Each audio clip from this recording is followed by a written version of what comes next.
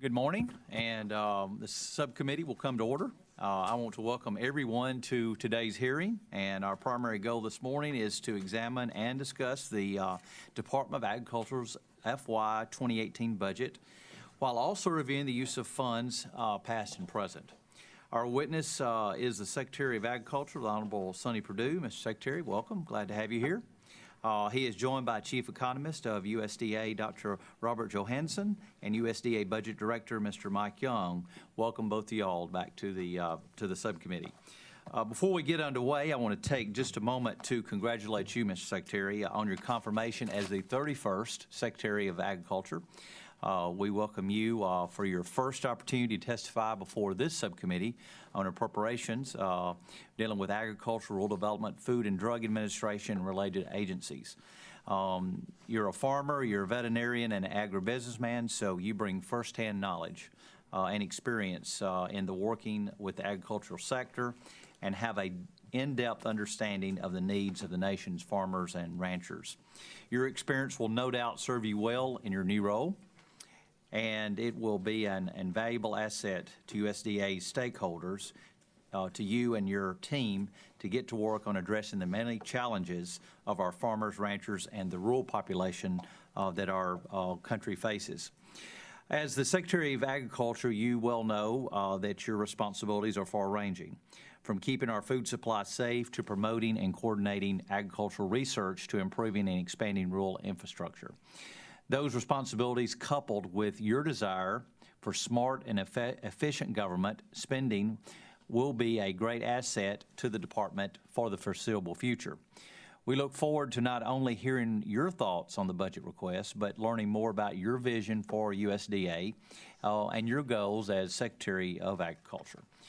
Moving forward, we are focused to look on how we can help fix critical programs that will still need more attention, such as IT infrastructure needed by our farmers, a more effective common sense regulation that does not create barriers to economic prosperity, maintaining and promoting an agricultural workforce for the future, investments in critical infrastructure that get the greatest return on the investment and create more jobs, and in general, spending bills that are fiscally responsible, reflecting the needs of our federal government and the American people while protecting the future of American agriculture.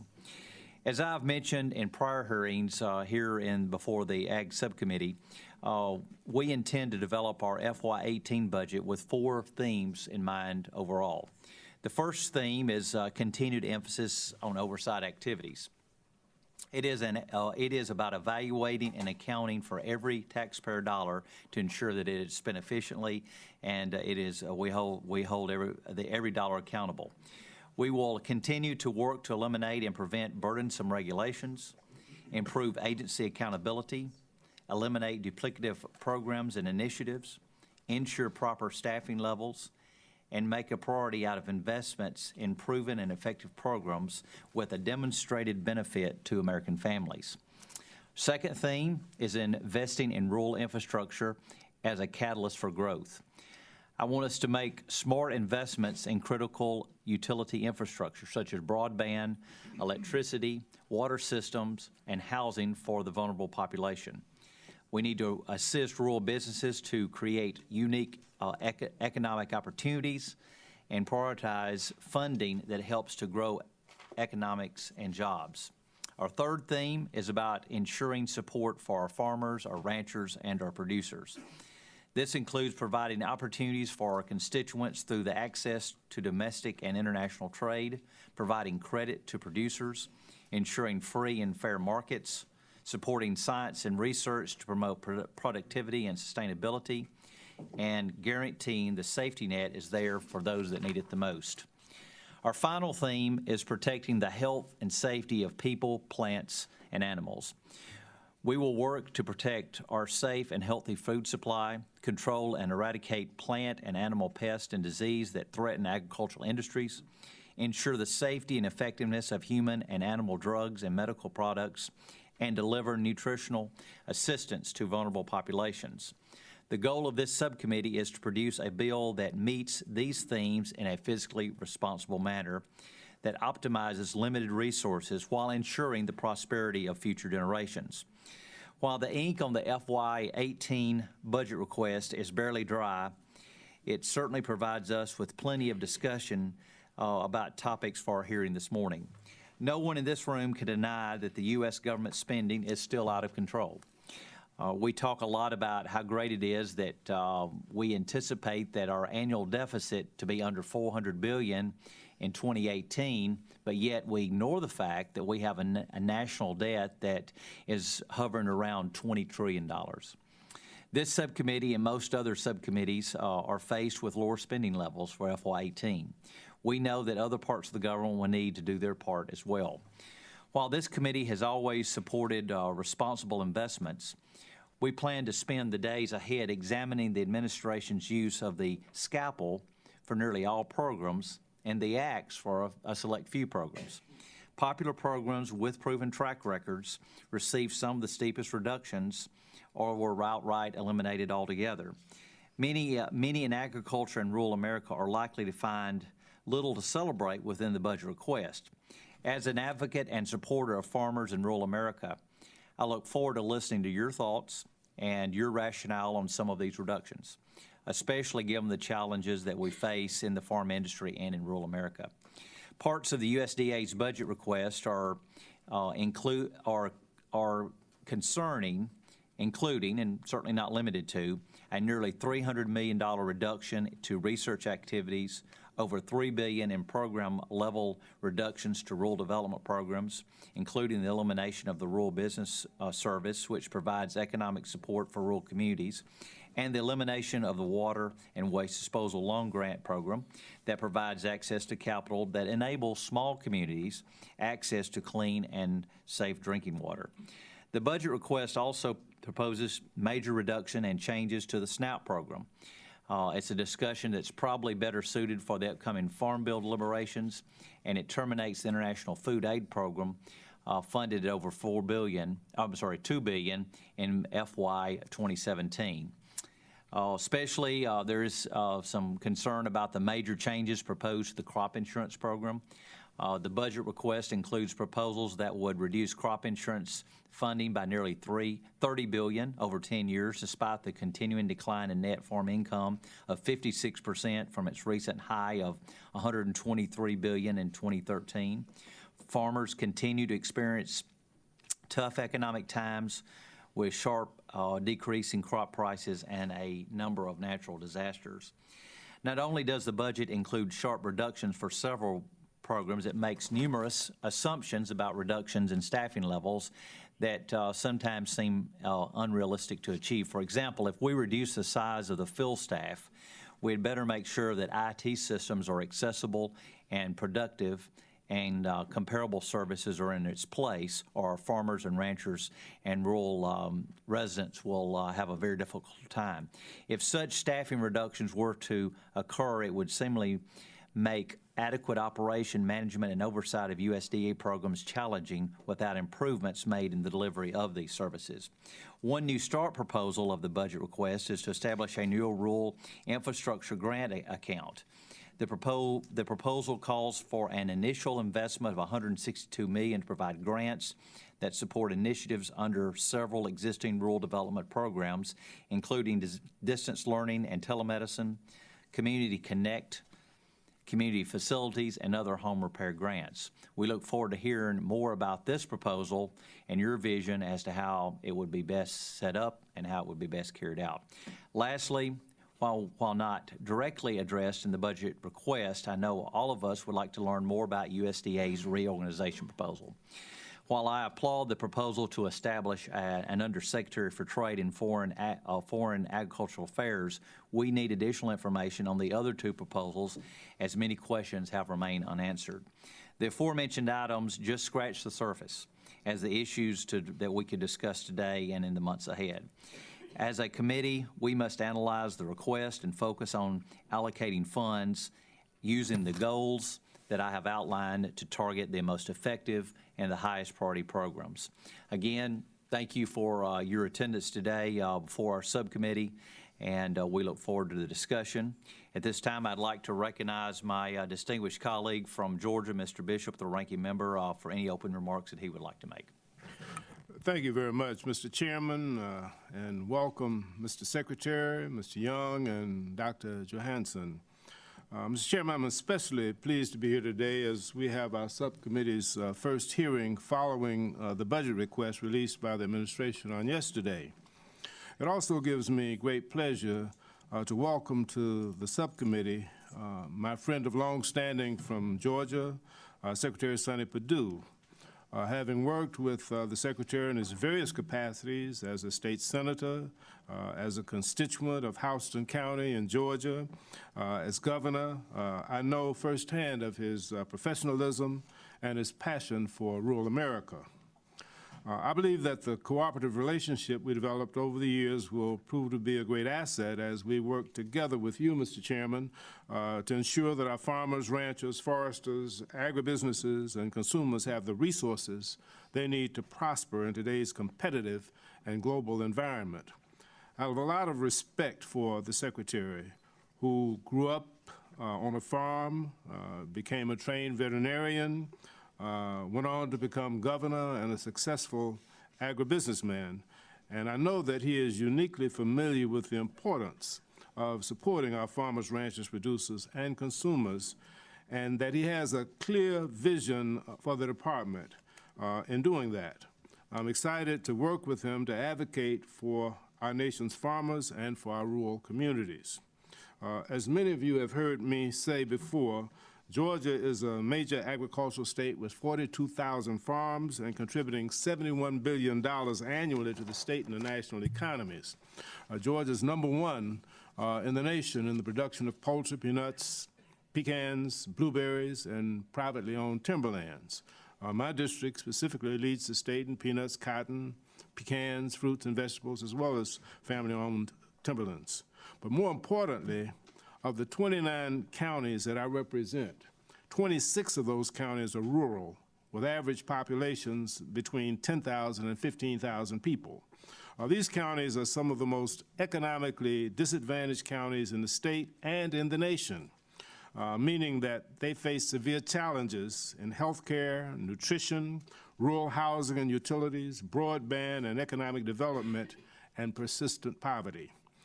Agencies under our subcommittee's jurisdiction, and especially the U.S. Department of Agriculture, are vital to their economic well-being and the economic well-being of rural communities similarly situated all across our nation, which is why it's vitally important that the programs affecting rural America be well-funded and why we are here today.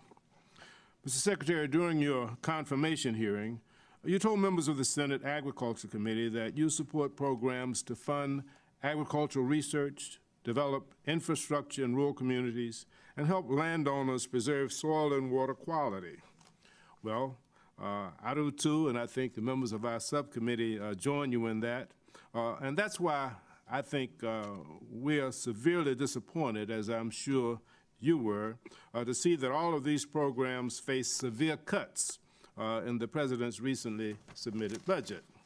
In fact, overall, this budget cuts USDA by $3.8 billion, or 19%, compared to FY17 levels, or a cut of $4.6 billion, 26%, if you take into account the proposed offsets.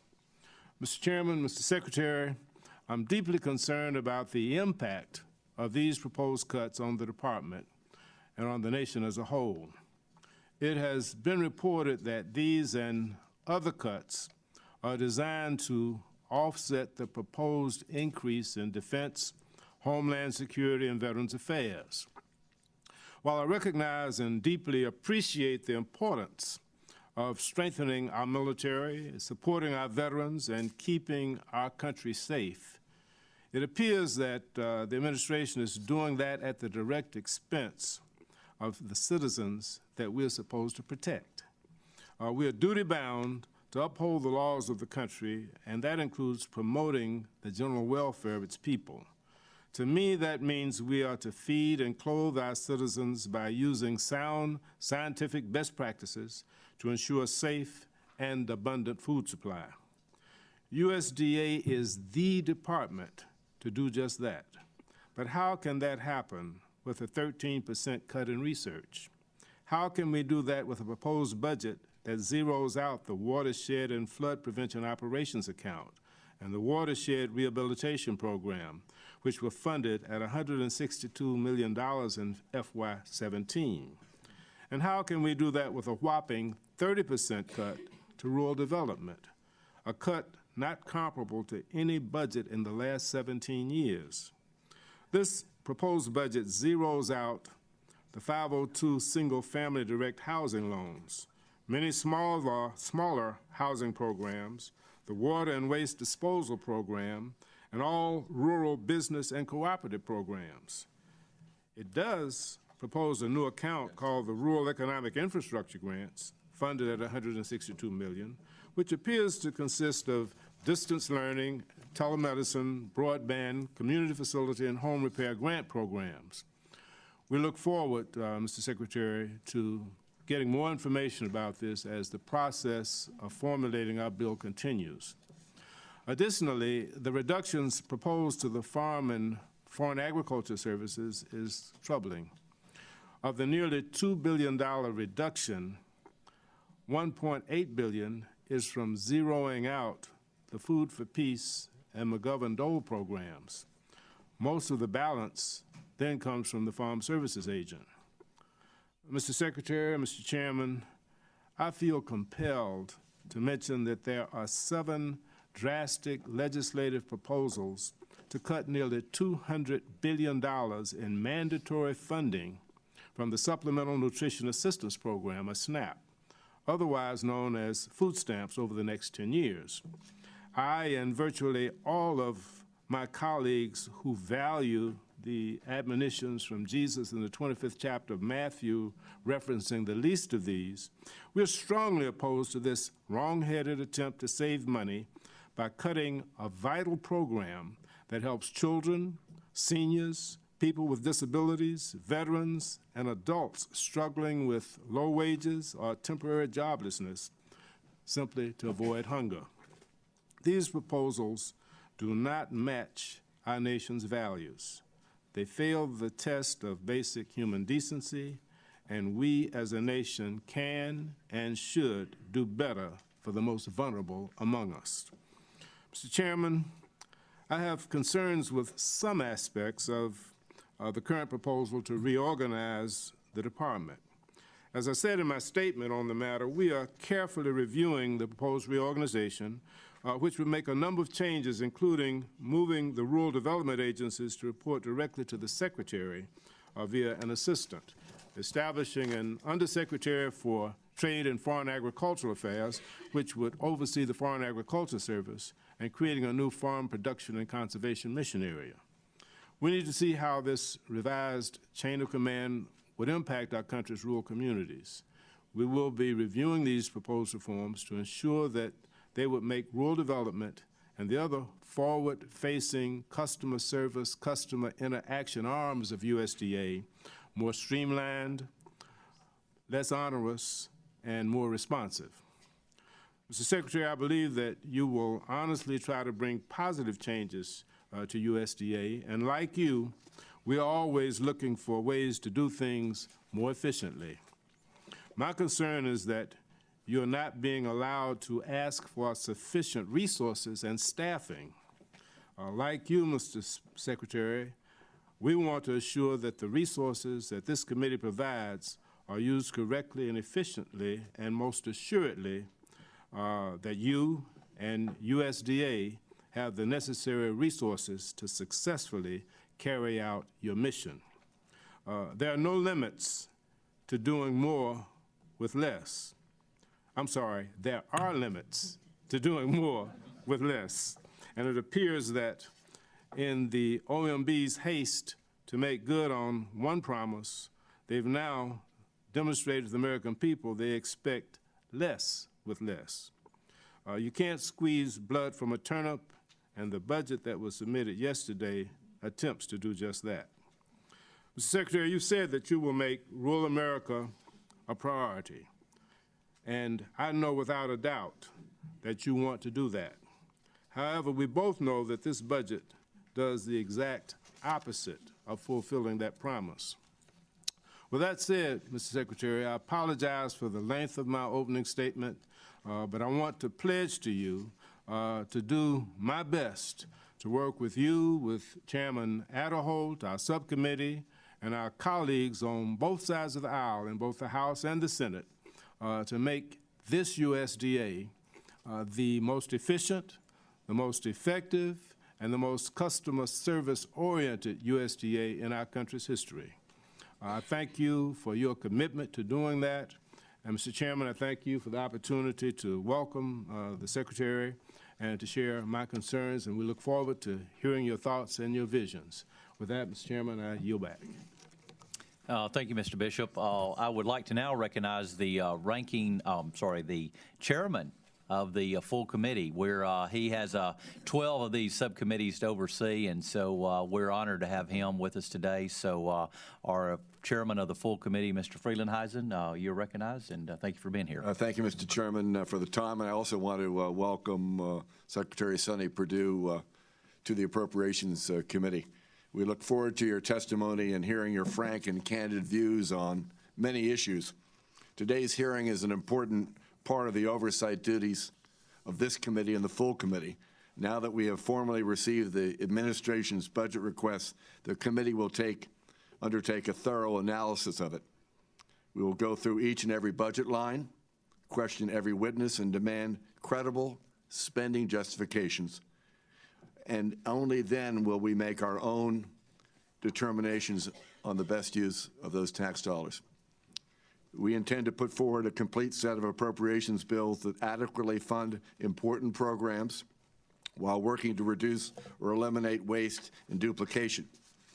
I will work with my counterpart, Ms. Lowy, the ranking member, and Chairman Aderholt and ranking member Bishop, to move rapidly in the coming weeks and months to complete the fiscal year 2018 appropriations bills. Again, today's hearing is part of the process we follow to determine the best use of taxpayers' dollars. After all, the power of the purse lies in this building. It is the constitutional duty of Congress to make spending decisions on behalf of the people we represent at home. As you may be aware, New Jersey's nickname is the Garden State. In addition to producing some of the nation's finest tomatoes, corn, cranberries, and may I say blueberries, Hamilton, New Jersey is the blueberry capital of the world, and other produce in New Jersey, we are also home to many farms and farm markets that produce some incredible vegetables and quality grown products. May I say we're also home to Cook College, one of the earliest ag colleges in the country, which is somewhat under the umbrella of Rutgers University, but certainly they're independent and their history is about approximate to Rutgers. I look forward to hearing, as all of us do, how the U.S. Department of Agriculture will continue to promote the work done by our farmers across the nation. The phrase, and maybe the bumper strip comes to mind, no farmers, no food. That's important to remember, and we know that you have a difficult task at hand, and we look forward to working with you. And I look forward to working with the chairman of the committee to make sure that we do the best thing we can for the American people. Thank you, Mr. Chairman. Thank you, Mr. Chairman. At this time, I'd like to recognize the ranking member for the full committee. Glad to have her here today, Ms. Lowy. I'd like to thank you, Chairman Aderholt, Ranking Member Bishop, and of course our Chairman Freelandheisen. We're very pleased to welcome you, Secretary Perdue, Dr. Johansson, and Mr. Young before the subcommittee for the first time. Secretary Perdue, regardless of the communities we represent, be they urban, suburban, or rural, our constituents rely on the Department of Agriculture to ensure that our food supply is safe and strong, and that Americans are not hungry. Sadly, you come before us with a budget proposal that will increase hunger worldwide, devastate rural America, increase burdens on the department, and make it more difficult to meet the basic needs of American families. Existing sequestration caps for the fiscal year 2018 appropriation bills are already insufficient and would lead to reduction in services that American families and communities need. It's time for a new budget deal to end sequestration once and for all. The request for your department certainly makes clear that we cannot afford to cut $54 billion from non-defense investments as the President proposes. It is nothing more than a broken promise to Americans, particularly those in rural communities, many of whom supported this president and who rely heavily on the agriculture and development opportunities USDA provides.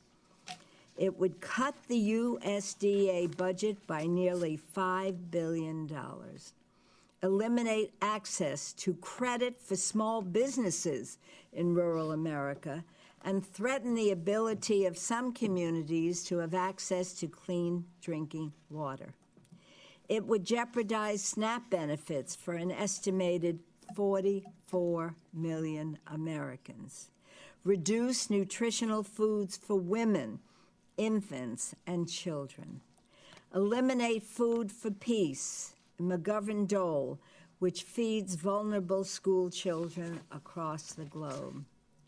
I was pleased that summer EBT and other school meal programs were requested, but I'm concerned that cutting school kitchen equipment grants and weakening nutritional standards for school meals will result in more American children not having access to healthy foods. More American children not having access to healthy foods. Secretary Perdue, I find it hard to believe that you will tout this budget to the men and women you used to represent in Georgia, who are looking at you, looking to you, and hoping that you will really represent them and strong leadership. It is my sincere hope that Congress will reject President's budget request, which would increase hunger, cut infrastructure investments, while wasting $1.6 billion on a boondoggle of a border wall. It's time for us all, let's get together. Let's come together as we did with the fiscal year 2017 omnibus to pass a spending bill that invests in Americans and propels us forward in the 21st century economy. And I do want to say in closing, I've been on this committee a very long time. And as we worked together in the 2017 bill, I used to say when I'd go home, there are Democrats, there are Republicans, and there are appropriators. And it's been such a privilege for me to serve on this committee because we have always worked together to do our best to provide the best for all the people of the United States of America and all the people throughout the world who are really depending on us for our leadership. So I thank you. It's a pleasure. I look forward to working with you, and thank you, Mr. Chairman. Thank you, Ms. Lowy. And let me just say, Ms. Secretary, you and your colleagues have brought out a full room today. We've got a great crowd here. People, I look around the room, work with former members that have worked with this committee as far as from the committee standpoint, and also our colleague, Mr. Boyd, who from Florida. Good to have you here today. So anyway, with that, let me just say, without objection, your entire written testimony will be included in the record. I'd like to recognize you for your statement, and then after that, we'll proceed with questions. Thank you very much. Well, thank you, Mr. Chairman. And Mr. Chairman, I'm delighted that my testimony could bring out the chairman and the ranking member of the Full Appropriations Committee this morning. So I appreciate the opportunity to visit with you and you hear my heart and my presentation of the President's budget.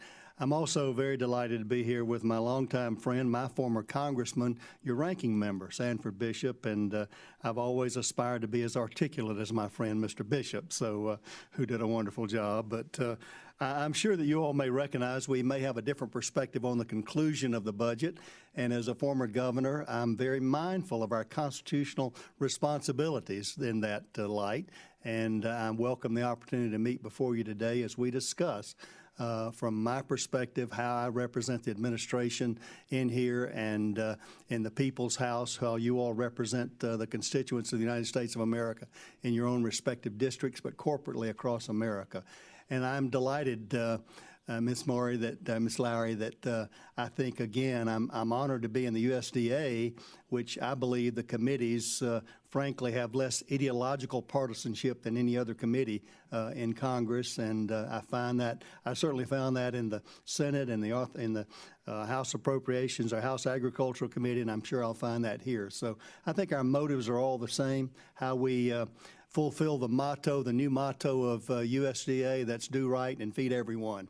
So I look forward for us working on how we can do that together and doing that. So, Mr. Chairman, I was delighted to hear your 4 priorities for the committee. I don't know that they're definitely much different than my priorities for USDA. Certainly from an accountability perspective, I value the oversight, value the advice and counsel of Congress as we continue to work together in our constitutional government to fulfill our own responsibilities of administering the laws that you pass and the money that you appropriate in that regard, as well as the accountability. So while I won't address in my opening remarks the reorganization or the realignment, I hope that your members will feel free to ask me questions over any particular areas of concern. I particularly welcome the opportunity to share my vision over the rural development realignment in that area, as well as the others. So certainly from the regulatory issue and the oversight, we welcome that.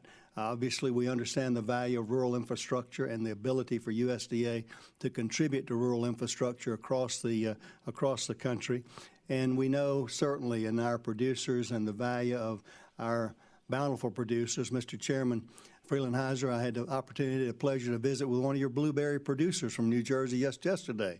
And he invited me over for a nice crop this summer. So we look forward to coming to the Garden State. But certainly the safety net is extremely important, whether that's done through payments through ARC or PLC or the crop insurance program. The safety net, particularly in these days of lower commodity prices, are extremely important. Certainly for our producers, as my friend Congressman Bishop knows from the premier agricultural production area in Georgia that he represents, they'd rather have high prices than support in crop insurance or payments. So that's what we hope to do, and that was really the genesis behind our emphasis on trade and the Undersecretary of Trade. So that's one of the things that we hope to do, is to go around the world in conjunction with our trade representative and Secretary of Commerce Wilbur Ross to sell the bountiful products that our wonderful producers can do so marvelously. Obviously, fundamentally, without health and safety of our food supply, which is a premier responsibility, I think a primary responsibility of USDA through FSIS and the APHIS, and nothing else really matters if our people don't have confidence in the safety of our food supply. So that is certainly only for animals, for plants, and for humans especially, that we take that mission extremely seriously. So I'm honored today here to be with you.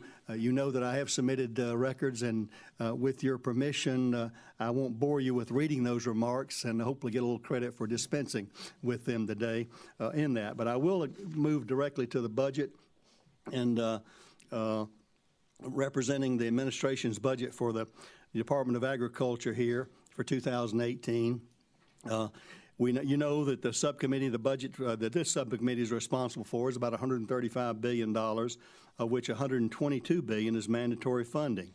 And the majority of these funds, as you can see, support crop insurance, nutrition assistance programs, farm commodity and trade programs, and a number of conservation programs. For discretionary programs of interest to this subcommittee, our budget proposes a net budget authority of $13 billion, approximately, as you said, approximately $5 billion below the 2017 annualized continuing omnibus resolution. The budget includes mandatory funds to fully support estimated participation level for child nutrition programs and discretionary funds to fully serve the expected participation in the special supplemental nutrition program for women, infants, and children. It includes the funding needed to meet our responsibility, providing inspection services to our nation's meat and poultry establishments. As access to credit, as has been mentioned, remains a significant issue for producers, the budget supports a loan level of approximately $7 billion to support farm ownership and operating loans for 42,000 producers. This is an enhancement. Recent demand has led to full utilization of that program level for farm operating loans for FY 2016, with record loan levels of $6.3 billion. To facilitate exports to buyers in countries that may not have access to adequate commercial credit, the budget includes a program level of $5.5 billion for CCC export guarantee programs to provide guarantees to our customers who are buying U.S. products. As research is critical to fostering innovation needed to increase production, the budget proposes $2.5 billion for high-priority agricultural research, including about $350 million for the Agriculture and Food Research Institute and $64 million to conduct the Census of Agriculture, fully funding that. The budget also includes a total of $810 million to protect agricultural resources from pest and disease. Our department, the United States Department of Agriculture, will continue to assist rural communities with resources to promote economic development and revitalization, job growth, and infrastructure improvements. These investments include $3 billion, an increase of $800 million for the Community Facilities Direct Loan Program to provide funding for critical rural infrastructure. We're also proposing, as you indicated, an increase of about $162 million to establish a new grant account for the purpose of supporting economic infrastructure development across rural America. Funding will support activities aimed at improving the quality of life in rural areas, such as broadband deployment, critical and vital in this 21st century to those rural areas. I've learned that USDA's annual appropriation is an extremely complex budget. I'd like to work with you as well as the authorizing committees to make USDA a more nimble and effective organization. Looking forward, I'm sure there are many ways that we can make the USDA programs work better, as you have aspired to as well for your constituents that we all serve, particularly as Congress works toward developing the next farm bill.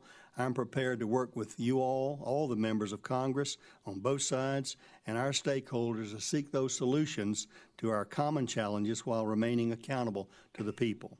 As I recently informed the House Agricultural Committee, I'm confident in the future of rural America and seek opportunities for us to continue to strengthen that outlook and create opportunities for rural America. I look forward to working with this subcommittee and your full committee, Mr. Chairman, to fulfill the President's goals and our key responsibility for the long-term benefit of producers and all Americans. And prior to my conclusion, I want to acknowledge very candidly, you indicated frank and candid conversation, as my former congressman has been so this morning. I want to reciprocate in that effort and acknowledge that, but I think we all have to acknowledge that we really do have a dilemma in this nation of how we right-size the budget. As a former governor of Georgia, having proposed 8 budgets to the General Assembly during those 8 years, 5 of which had less money than the year before. I didn't exactly like those revenue estimates that had sometimes less money, but we, as I plan to do in USDA, will take what you appropriators believe is in the best interest of fulfilling the responsibilities, and I commit to you all, each and every one of you, that I'm going to make it go as far and as beneficial to American citizens as possible. So thank you very much. I look forward to your questions. Thank you, Ms. Secretary, and we appreciate your summary, and look forward to going to the Q&A now and having a little bit of interaction discussion. First of all, it's always good to start on a very positive note, so I want to thank you for your quick announcement regarding the school meal standards. all of which line up with the FY 2017 appropriations bill. As you know, this has been a top issue for many of us in the House and the Senate as well over the last few years, as we continue to hear so many concerns about school meal participation and how that has decreased over the last several years. We share the common goal of providing students with healthy meals, and let me just say that that is something that we all agree on. Sometimes how we define a healthy meal is sometimes up for debate, but I can tell you we all have that goal. And it has to be done in a reasonable manner that does not continue to put schools in a financial bind and does not continue to increase in food waste. I cannot tell you how many times I have had individuals that observe the school lunch program and how much waste goes in the garbage can, and it makes me cringe to know that all of that food is going to waste, and we certainly need to try to do something to change what's happening. I'm hopeful that this administration can find the balance that brings students back to the lunchroom, seeing lunch participation as we have seen it steady decline since 2012. When the new standards were first put into place. Again, we're talking about healthy lunches, but we're talking about doing it in a reasonable way. Can you talk about the department's next steps in providing schools with some long-term flexibility? I'd be happy to, Mr. Chairman. I think, again, I'd like to just sort of state the facts of what we've done already. I know there's some perception in the media, and was even mentioned this morning about unwinding some of the nutritional standards. Simply what we've done is take a pause, certainly in some of the sodium requirements, as well as the whole grain requirements, and evaluate those.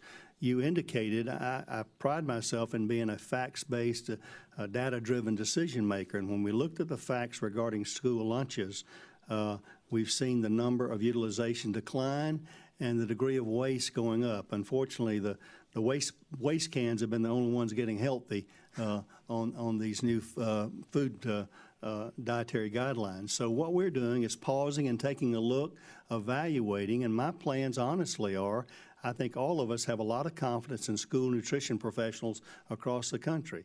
We're going to do a major nationwide listening session with them, including parents and probably students as well, over how we can ensure that we change maybe global eating habits over time while still providing nutritious, palatable, tasty meals for our students who want to participate. A meal that's healthy in some regards is not nutritious at all if it's thrown in a trash can, and that was the impetus behind our move there. So we're going to proceed slowly. We're going to listen to the people who I believe most of us have trusted during our life while we're in school. But I found that our school lunch professionals, nutrition professionals, were some of the most respected people in the school and some of the most beloved there, as we parents, grandparents, students, and teachers all depended on them to feed us there. And as we know, many of our students, that's the most basic meal they get, their breakfast and their school lunch program. And we want to make sure that they're not throwing that in the trash can and going by a fast food or a convenience store on the way home getting particularly unhealthy food. So I agree with your motives there.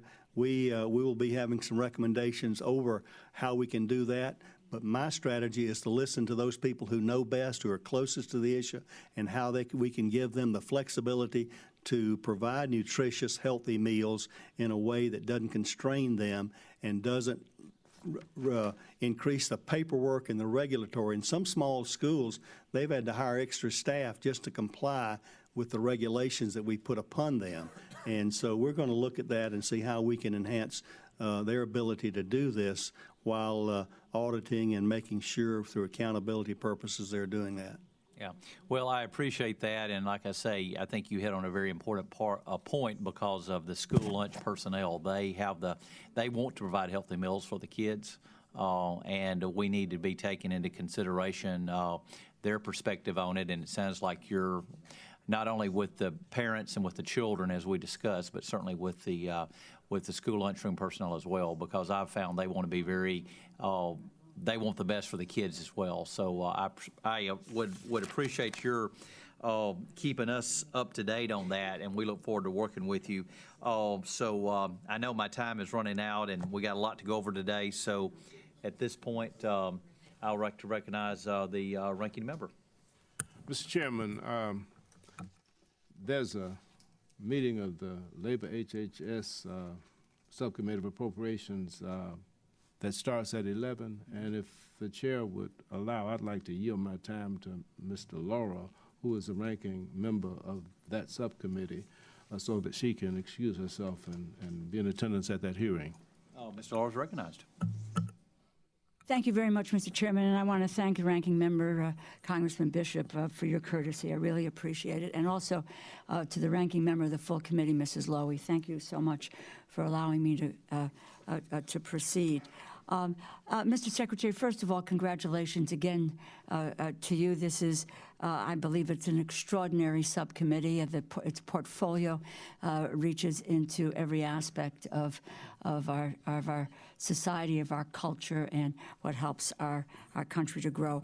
I would just have to say this to you. I'm known for being direct, and I will be direct about my view of this budget document. And my hope is that this budget document is dead on arrival, because I believe it cruel, I believe it heartless, and I believe it inhumane. And let me get to an issue that's very near and dear to my heart, and that is the food stamp program. And before the House Agriculture Committee on the state of rural economy, you stated, and this is a quote, a SNAP has been a very important, effective program, and that as far as you are concerned, quote, we have no proposed changes. You don't try to fix things that are broken, and when the motto is do right and feed everyone, do you still, and I have to ask you for yes or no's because my time is going to be limited, do you still feel those words to be true? Absolutely. Okay. The reason I ask is because the statement is not at all aligned with the administration's proposal to completely gut the food stamp program. If you feel that the SNAP program is not broken and that we should do right by feeding everyone, why are we proposing a $193 billion cut, over 25%, and take away the benefits to some of our most vulnerable populations? SNAP works, and it works for those who need it the most. It has been incredibly successful in alleviating hunger, lifting people out of poverty, and supporting our economy. This is wrong-headed and flies in the face of what apparent is your mission, which is to make sure we do right and feed everyone. Millions of people will be thrown off the food stamp program because of this heartless budget. I have several other questions, so I'm going to ask you to be brief before my time runs out. Like me to respond on that. Well, I think, again, I would welcome the opportunity to respond. I think, Mr. Laura, if you will notice the F-18 budget, FY18 budget, fully funds the SNAP as it has been.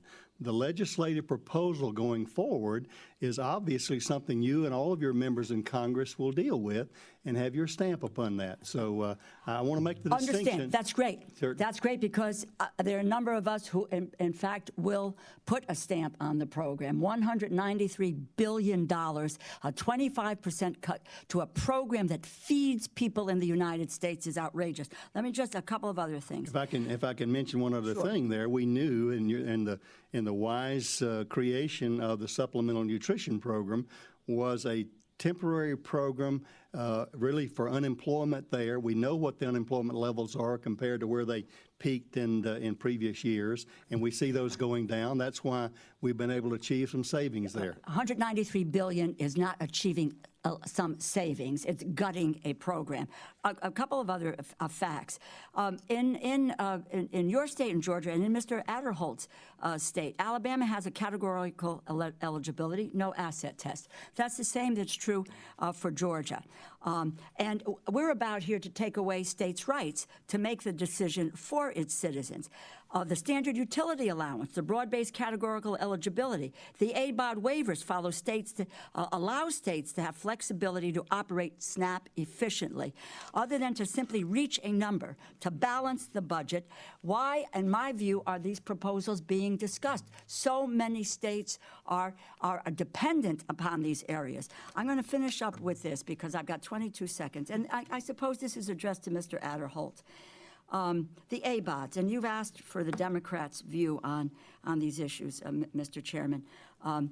You know where I come down on this. I think it's immoral to attack a diverse and struggling, underserved a group of poor Americans, many, by the way, of whom are veterans, caregivers for a parent, have physical and mental health limitations, and language barriers. I will not address your program for drug testing, but ABOTs, 3 months total in any 36-month period. Average income is $3,400. Those who lose SNAP benefits drop even lower. Is there a requirement that states provide job training? No. The percentage of SNAP recipients as ABOTs are 10%. Average benefit per meal is $1.40. Are they cut off even if they're working 19 hours a week? Yes. Does this affect the homeless? Yes. We can do better in the United States of America, Mr. Secretary. Let me just tell you that these programs in the past have had, for 40 years, bipartisan support because we recognized in hunger in the United States. It exists in the United States today, and this is a cruel and heartless turning of our backs on people in this nation who are hungry. We'll have a chance to talk more about this, I hope, offline or in the future, but it will not stand, Mr. Secretary. It will not stand. Thank you. Thank you. Congresswoman, I want you to know I admire and respect your passion and your compassion. And I think, again, just from a little difference of perspective, certainly, I believe the best way to provide for poverty and hunger in this country is turning the economy around with good job dignity. I concur, but there are no jobs at the moment, and in the meantime, people will starve. Thank you again, Mr. Chairman. I appreciate it. You're welcome. And let me just Ranking know, yeah, you're welcome. A lot of those requirements you talked about did come under the Clinton administration. I think it should be noted on that. You know, where it comes to the food stamp program, look, I can go back to 1996, where the welfare bill, which I voted against, did not index food stamps to inflation. It kept the number where it was. In the 2008 Farm Bill, on a bipartisan basis, we worked through this. We made sure that food stamp benefits were indexed to inflation, that we changed the asset level so that more people could be included. We dealt with the minimum benefit and the maximum benefit, and it was on a bipartisan basis. And subsequent to that, this program has worked, and it's worked as it should. In difficult times, people have the opportunity to be able to get a hand up. Most people are on food stamps for between 8 and 10 months. It is not forever. And to go after this program in this way, as I said, it is not about the values of this great nation and what we are about. We don't stop feeding children. Robert Kennedy says, in a nation of abundance, poverty is evil. And this is evil if we do this. I would remind you, Congressman, this budget of FY18 fully funds the SNAP program and WIC program. I'd like to recognize Mr. Yoder. Thank you. Thank you, Mr. Chairman. Mr. Secretary, thanks for your testimony today, and I know you have a big task ahead of you trying to balance the needs of a growing economy, a world that depends on American agriculture. We're the most efficient, effective producing agriculture country in the world, and so as goes America, so goes the rest of the world, and so your work is critical to feeding so many people, and we have such a charitable mission here. Many of us are aware of the work we do around the globe, sending food aid to nations and supporting so many hungry people. And part of that is making sure we have a strong agriculture economy here in the United States. I grew up on a farm in Kansas and believe so strongly that our farmers are the core of what makes America great. Their values, their work ethic, and what they do is essential to what makes America such a strong country. And so I had a couple questions I wanted to ask you about. In the 2014 Farm Bill, Congress made a number of reductions. The President signed into law. 80% of the Farm Bill is the SNAP program. Farmers took a very disproportionate share of the reductions in spending cuts in that bill. But one of the programs that we found was very important that farmers repeatedly discussed with us is the crop insurance program. And so I noted in the President's budget request a 36% reduction over 10 years to crop insurance. And I thought I'd give you a chance to discuss the value of crop insurance, how you might see these reductions going, and how important it is to maintain this program to create a safety net for farmers. And I'll also note that the agriculture economy is really struggling right now. You know, I grew up in the 80s in which we saw a lot of our neighbors go bankrupt and worried that the same thing was going to happen to us. And in 2017, you know, commodity prices aren't where they need to be. And so the safety net is critical to farmers who are struggling to maintain their farms at this point.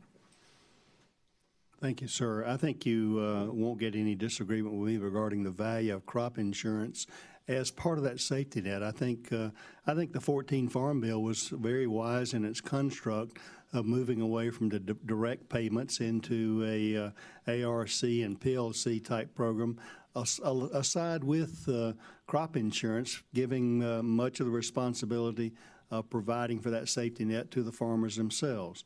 As you indicated, the budget retools that crop insurance sometimes with some means testing and other things there that reduce that. We know that farming is a very expensive enterprise today, where farmers that when you grew up, or certainly when I grew up, you might could feed a family of 4 and put some kids through college on maybe 360 acres. It's almost 10 times that much now, or certainly a factor of that. So it's bigger. Farming is expensive. It has a lot of risk involved in it. I doubt that many of us today would want to put our almost all of our equity in the ground looking for a seed to come up each year. So we know the dedication of them, and our nation is a beneficiary of their risk-taking and those values that you describe. Crop insurance is an integral part of that, how we right-size that. I think the goal for the Farm Bill, and these are obviously policies, as you know, that will be really determined in the 2018 Farm Bill. So from a budget perspective, there will be a lot of discussion over these going forward. My goal, my principle, I guess, as USDA Secretary, as we help to advise and consult as you all deal with the Farm Bill, is devise programs that let the market determine what people plant.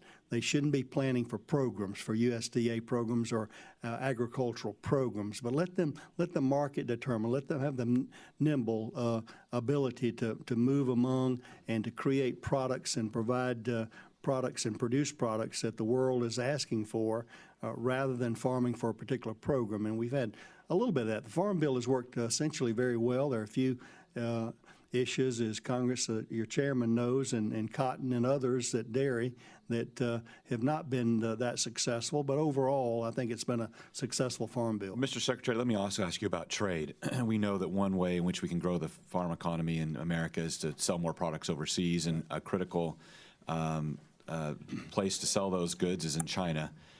We've seen recent reports that China has agreed to review every biotech crop seeking approval through a safety-based criteria. And I guess I'd ask, are you confident that that process will work, including, can you tell me if the USDA or the administration has a strategy to holding China accountable to their commitment of using only safety-based criteria, reviewing approval requests, and implementing all aspects of the agreement in a timely fashion? And could you just generally talk about trade and the value of that in terms of our farm economy as well? Certainly, Congressman. You know, when you deal with negotiations with foreign governments, it's never over till it's over. And then our responsibility in USDA, Commerce, and Trade Representative to enforce the deals. I think that's some of the issues that the President's talked about, is that we've been not very good enforcers on behalf of our producers over some of the deals we've done. And we talk about retooling NAFTA. He believes in free trade, but we want fair trade. We want those things that help our citizens that we've agreed to be enforced. I think the Canadian dairy issue is one of those now, as Canada has manipulated some prices and classes of milk that have put pressure on our producers, particularly in the northern part, and created more milk and more milk solids than we need. So as we negotiate with China, we're negotiating those protocols as we speak. We hope to have U.S. beef going to China under reasonable conditions by July, by the middle of July.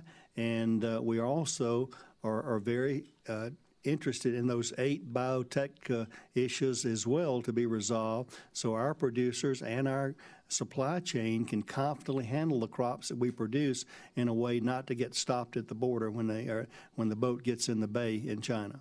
Great. Thank you, Mr. Secretary, for being here today. Thanks for your testimony, and I'll yield back, Mr. Chairman. Mr. Bishop. Thank you very much, Mr. Chairman. Mr. Secretary, the 2017 bill is a solid bill with robust funding for programs for the staff needed to carry them out. I think I speak for everyone here in saying that we intend that bill to be implemented as written, and it takes staff to do that. I assume that you're aware of the language that was included in the agriculture portion of the FY17 omnibus that says USDA, quote, should not presuppose program funding outcomes and prematurely initiate action to redirect staffing prior to knowing final outcomes on fiscal year program funding, end quote. The language was included because of concern about the many public statements from the administration that it was seeking to drive staffing levels down in 2017 to reflect the 2018 budget proposals that slash non-defense spending. Do you currently have a hiring freeze in place at USDA, and if so, why is that still in place since OMB ended the hiring freeze that it had for all of the agencies on April the 12th? The budget would cut more than 5,000 staff years at the department in 2018. What, if any, analysis was done to justify that number to make sure that the programs can still be carried out properly? Thank you, Congressman Bishop. I think, again, any organization, small or large, rises upon its people. I think one of your members earlier, maybe the chairman of the Full Appropriations Committee, talked about, or maybe some others talked about the IT infrastructure regarding reducing staffing. So right now, I think I'm beginning my 5th week on the job, and we're evaluating where those are. You talked about we all aspire to efficiency and effectiveness. Just because we've always done it doesn't mean it's the right thing to do. Doesn't mean it's the wrong thing to do either. So I don't know that I can give you a complete answer right there, other than that's what I did in Georgia in trying to right-size the people and the agencies to get the most value for our personnel issues. I'm actually right now looking at our vacancy rates within that, and my goal and my hope is that there will, as the budget is produced, and we're going to, operate under the 18 budgets that's passed, and we're going to operate under the 17 omnibus that's passed as well, as you warned there. We're going to implement that, but we're going to take the people, and it's a process. Obviously, we're trying to fill out the upper level there now, but I'm intimately involved in policy discussions and briefings over what different agencies does, what's its population rate, what's its man-year rate, and what are we doing, and what are we getting for that. So I hope to have better answers for you, more specific answers as we go along about that, but certainly with the 5,000 reduction that the 18 proposed budget calls for, we hope to identify through vacancies and maybe retirements that people want to move on out, and to do that without harming individuals. Okay. Thank you, Mr. Secretary. Rural development has more than 1.3 million outstanding loans, $1 million in outstanding loans, with outstanding principal of more than $215 billion, with $250 billion. Even if we were to go along with the proposals in the 2018 budget to eliminate many of the current rural development loan programs, the loans that are on the books now will stay there for decades. So rural development has to pay strict attention to the performance of these loans, given how much money is at stake. Rural development also has a very complex suite of programs that it administers that require day-to-day management all year round, 50 state directors and numerous local offices that bring issues and concerns to Washington. So there's a lot on the Undersecretary's plate every single day. From time to time, difficult issues come up that may require secretarial involvement. So while I appreciate your commitment in the reorganization to an open-door policy for your proposed assistant, These are, for the most part, not the kinds of things that you would expect the Secretary to be involved in on a day-to-day basis. So can you help us understand the improvements that you envision with the direct contact for the Rural Development Assistant? Obviously, this restructuring was drafted before the budget release, and tell us whether or not this will change your strategy or not. Why not? And let me just say finally that I applaud your identification of the efforts to streamline the customer service aspects of rural development, but that will take an information technology overhaul to align established systems. Does this budget allow for that, and how will you make it happen while minimizing the negative impacts on the farmers and producers and the customers of USDA? Thank you, Congressman. Let me address the rural development vision that I have, and I want to do it through an example. You correctly noted that we've got about a $200 million plus bank there, $200 billion plus bank in USDA rural development, and frankly, I am absolutely amazingly, pleasantly surprised over the results that they've done over the years from a repayment perspective and really from a negative subsidy. They're making money for the U.S. government in many ways in that area. I think the thought in the budget, as I understand it, was to move more toward a guarantee program using underwriters throughout the country and commercial banks and community banks in order to do that. There's still a strong direct lending program for farmers and farm operating loans, but for many of the others, it would move more to a leverage of, from a personnel standpoint, to a guarantee proposal where the people in the community do more of the heavy lifting.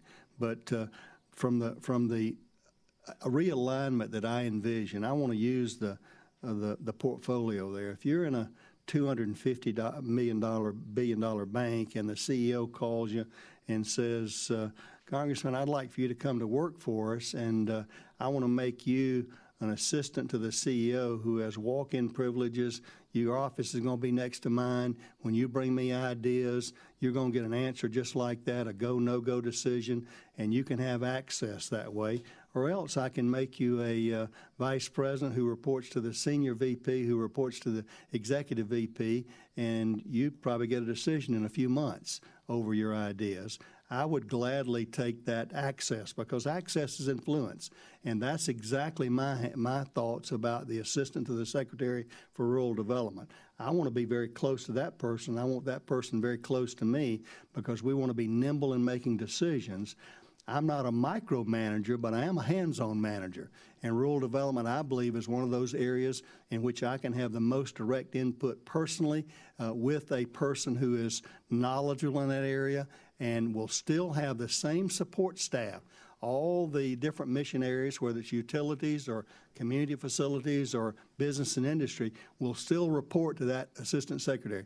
Essentially, it's a nomenclature issue with more direct access. You're not reporting to a deputy that reports to the secretary. There's going to be direct access. They'll still have authority and management authority and directive authority down to those three mission areas of the three directors of those areas.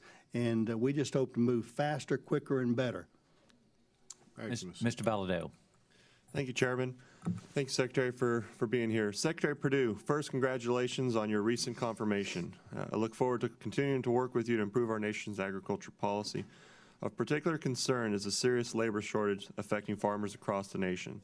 I have heard from farmers in California as well as many other states that labor is becoming their #1 concern. I hope you will commit to working with the Department of Labor and Congress as we work through to improve and strengthen our ag labor programs, ag worker programs. Following your recent announcement regarding the changes and additions to USDA undersecretaries, some have expressed concern that by removing rural development from the Secretary's cabinet, USDA has demoted rural development and is abandoning its core mission. I represent a very rural district, so RD programs are very important to my constituents. How do you counter these concerns, and why, in your view, is it better for rural America to have the RD programs report directly to the Secretary instead of an undersecretary for RD? And what will you do to ensure that the programs under rural development are not disadvantaged compared to USDA programs that have an undersecretary? Thank you very much. Let me, when I was visiting with 75 of your colleagues across on the other side, I heard three primary issues dealing with agriculture today. It was on everybody's mind. That's trade, labor, and regulation. And I think you're absolutely correct in that labor is moving up vis-a-vis trade in that area. I also was delighted to participate in a farmers roundtable that the president was at and heard him indicate the fact that he's also interested in our legal agricultural workforce and how we can develop rules to do that. Specifically, one of the actions I took was to hire a young woman attorney from Nebraska who had experience and who has worked in this area to help us develop a farm labor program that deals with these issues, that can thread the needle over the different views over immigrant labor in that area. We know that many farms not only depend on seasonal labor, but they depend on full-time labor, such as our dairy farms and others.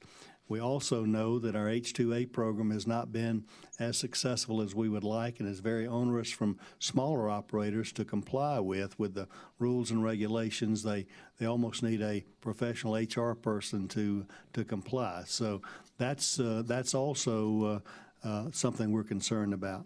Once again, regarding the rural development issue, I hope that most people will now disregard the press reports initially over demotion of rural development, help hear my heart regarding the elevation of access being influenced. And that's, I mean that sincerely. Again, we want to use that in a nimble way, and a lot of times decisions, if you need a project done and it takes months or years to get approval on that, the passion for that, maybe the energy for that, maybe the other money for that has disappeared. So we're going to try to make very, very aggressive, timely decisions on rural development. And it's just an interest of mine that I know Secretary Vilsack had told me as I spoke with him there about that was a passion of his. And I wanted this person to be very close and actually in proximity as well as in responsibility to do that. So that was the reason for that. I can assure you that I absolutely consider it an elevation of that position and not a demotion. All right. And I've got a few topics, but since my time is limited, I'll stick to a quicker one. Investment in rural broadband infrastructure is important to the families, farmers, and businesses in my district. Unfortunately, for many of my constituents, access to broadband internet is costly and hard to come by, affecting their everyday lives at home, work, and especially school. What do you think are some of the main barriers to rural broadband infrastructure deployment? And do you have plans on how you could work with the FCC and others to ensure a consistent, stable set of policies that will promote and sustain investments in rural areas of the United States? You absolutely are correct in that we were in Senator Deb Fisher's hometown this past Saturday, and she asked people to pull out their cell phones and see how many had cell signals, and I did not, nor anyone in there. So there are a lot of holes in our country regarding access, and the very fact is it's a sociological issue as well as a production issue. More and more farmers are depending on technology, telemetry, whether it's water usage or crop temperature or those kind of things, to actually do their jobs. Their equipment's tied to connectivity. So, but the sociological issue is we are not going in the 21st century, we're not going to keep the best and brightest young people in these rural areas producing the food for the future if they don't have access to broadband. So I view it as the sewer, the roads, the power of the previous generations and a compelling way to do that. Had conversations with our FCC chairman about how we can do that. Obviously, rural development and its investment is a huge part of that, how we can work with the private sector. The barriers are just density. I mean, it's not an economic model. And we know many people talk about running government like a business, but government's not like a business. And this is an area where government can enhance and incentivize and blend other opportunities that where people are permitted to do things in more dense areas that will also include more rural areas. So I look forward to that challenge. I think that's a great challenge and opportunity for USDA. All right, well, thank you. Would like to recognize Ms. Pingree. Thank you very much, Chairman Aderholt, and thank you so much, Mr. Secretary, for being with us here today, Dr. Johansson and Mr. Young. Nice to see you as well. So welcome, congratulations on your new job, and I can see that your Georgia colleagues speak well of you, so we will all look forward to working with you. I have a lot of questions asked, so I'll submit some of them for the record and hope that you'll give me a chance perhaps to talk to you sometime outside of this committee. I was originally born in Minnesota. My grandparents were Scandinavian immigrants, and they were dairy farmers their whole lives. I moved to Maine as a teenager, and I've been in a very rural state and one that has seen a real resurgence in farming for the last 45 years. So I'd like to talk to you a little bit about some of the things that really concern us and some opportunities that we see. By the way, we're 49th in broadband accessibility, so we hope you can fix that problem. Like a lot of my colleagues, I'm appalled by the president's budget and the impact it could have on my state and rural America, and I think you've heard from our committee that that's a bipartisan concern. This is a very bipartisan committee, and I think many of us feel that the president made a lot of promises to farmers and to rural America, and the budget is a betrayal of that, and we hope we can work through some of those issues, and we hope we can find some common ground with you. A couple things I'm going to focus on because we have such limited time. I know there's been a lot of talk about rural development, but I just want to make clear, while there are deep concerns about the reorganization, and I appreciate your attempting to address some of that, zeroing out so many programs in rural development is a huge issue for us. It's not just the reorganization, but particularly in rural housing. Multiple programs are limited, big zeros that support home ownership, affordable rental housing. Maine received $316.8 million in investments through rural housing programs just last year. We're 38th in per capita income. Affordable housing is a huge issue for us. I've met with a lot of our housing people in my state, and they're just shaking in their boots about how we're going to deal with this. So that, I will say, is a very important topic to us, as well as other programs under rural development. And another issue I want to put on the table that I can't get to everything about today, but one that I often focus on and not a lot of people on the committee do, but that is the organic industry and organic farming in this country. And I think when you talk about the top three issues for farmers being trade, labor, and regulation, yes, they are true, but another one is missing opportunities. And I feel that in this area we've been missing an opportunity, and I want to make sure that it stays as a priority and becomes a priority of yours. One of my concerns is an 11% cut from the National Organic Program and the suggestion that we won't fill 3 positions. This is an issue for a lot of reasons. We've read a lot recently about fraud in the organic industry and challenges with imports. I hope your new Trade Undersecretary will be focusing on some of that and making sure that these opportunities that are now there for American farmers to grow a higher value crop with organics won't be lost by cheap imports coming in that aren't meeting the same organic standards that we have today. So again, that's a really serious concern for me.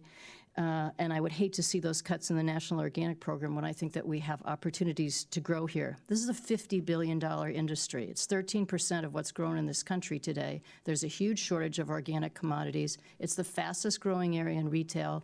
You see it in every store you go into today, whether it's a Whole Foods or a chain store, and in fact, Walmart wants to be the largest seller of retail organics in this country. So you can see the market is there, and we don't want to lose it. And frankly, I can see I'm going to talk most of my time and not let you talk, but I just want to say, you know, as everyone else, I hope you will come and visit Maine and take a tour through New England. I know you've been to a lot of states around the country now. You've seen the Midwest, and you've seen a lot of agriculture. But I think in New England you'd see some real opportunities where growth is happening in agriculture. The average age in Maine of our farmer is stable or going down. The number of farms under cultivation is going up. We have almost 500 organic farms today. Now, we were a breadbasket in the 17, 18, and early 1900s. And that changed for us when Midwest agriculture really took over. But we're seeing a resurgence, and that's huge. Those are jobs in rural America and really important to us. Our farmers actually farm to the market. You said farmers shouldn't be planting for programs. Well, we benefit from almost none of the crop insurance or other programs. And so our farmers have learned to do that, and one of those opportunities is on locally grown and organic food. So I hope you'll come and visit us and see some of these things that are going on, and also see some of the challenges that we would face if there are, in fact, huge cuts to SARE or value-added producer grants or EQIP. Tiny little programs at USDA that have made a huge difference are nothing compared to crop insurance, but have given us those opportunities. So I got 0 seconds left, but if you, maybe the chair will indulge us with 30 seconds, and you and I could certainly take up this conversation again. Well, thank you very much. First of all, I'd welcome the opportunity to come and see. There's nothing like being on the ground there. And I had heard the news of your decreasing demographic age as well as the number of farmers there. And they are producing for a market that's hungry for many of those food farm-to-table types of issues as well. So hopefully we can benefit to them. Certainly one of our programs from younger, just starting farmers. And you know, some of these commercial farms in the Midwest, it takes a lot of money, but many of your guys are starting with minimal resources there and growing it out. So I appreciate that, and certainly the public depends on USDA for the organic label, and we take that very seriously.